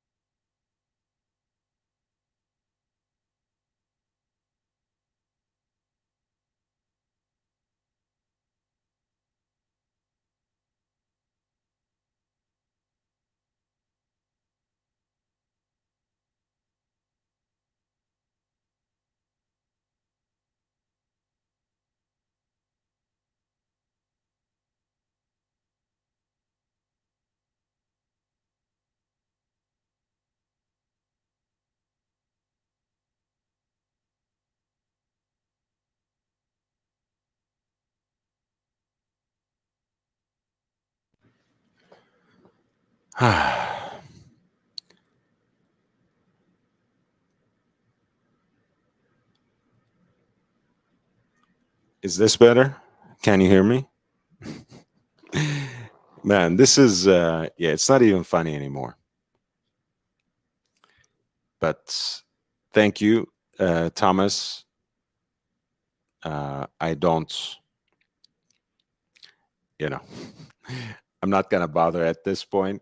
Um, yeah, I was just repeating what I said about Rolex and their acquisition of Bukhara at the beginning of the show. So if you're interested, you can always rewind and listen to it from then. But I do want to share Rolex's message and George Kahn's congratulations as well.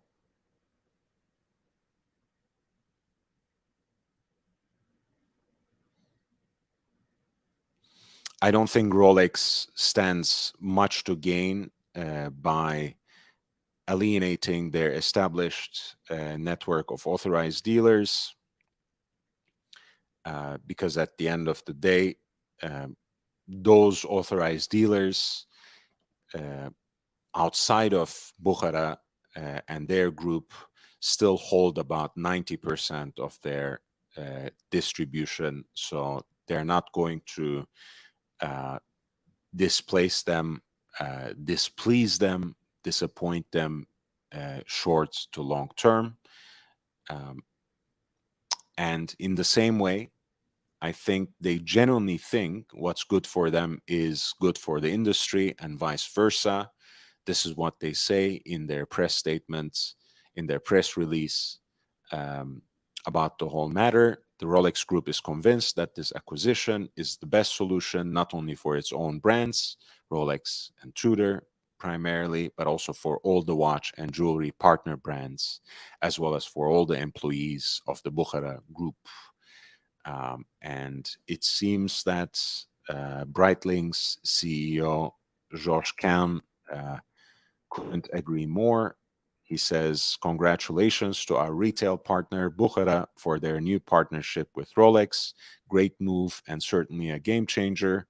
Here, drinking a glass of champagne with my colleagues from Bukhara, the CEO, Guido Zumbühl, and CCO, Patrick Marc Graf. As I usually say, this is just the beginning. So I think ultimately it's not a coincidence that Rolex's CEO is also the CEO of the biggest trade show in the industry, Watches of Wonders in Geneva. It is not a coincidence that you have seen more of Dufour in those 7-8 days than you have seen of him in the 8+ years that he has been the Rolex CEO.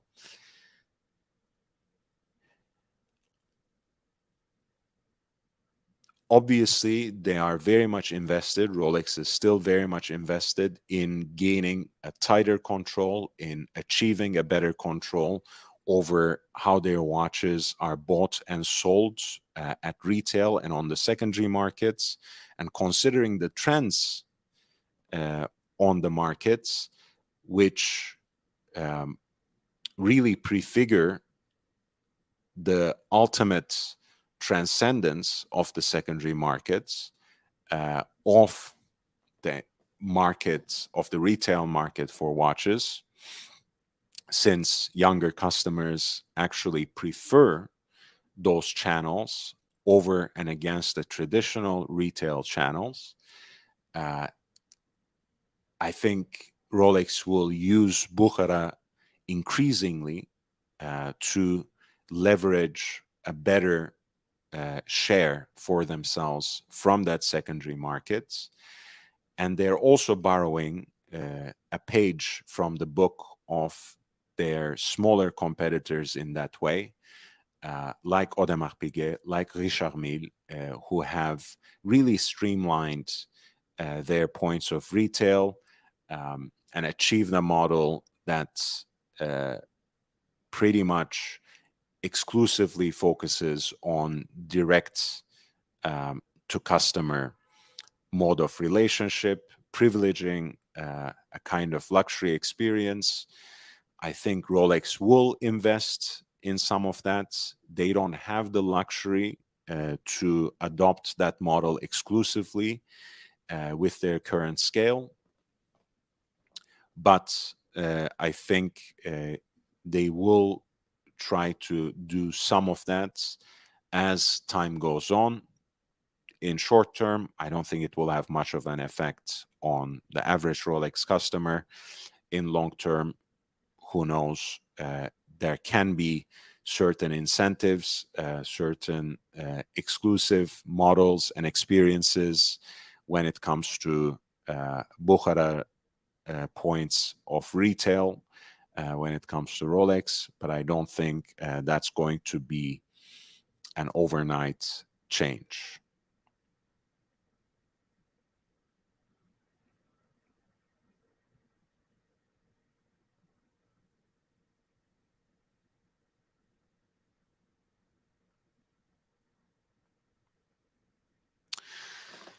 So, with that being said, please don't hesitate to hit the like button. Please upvote before you step out.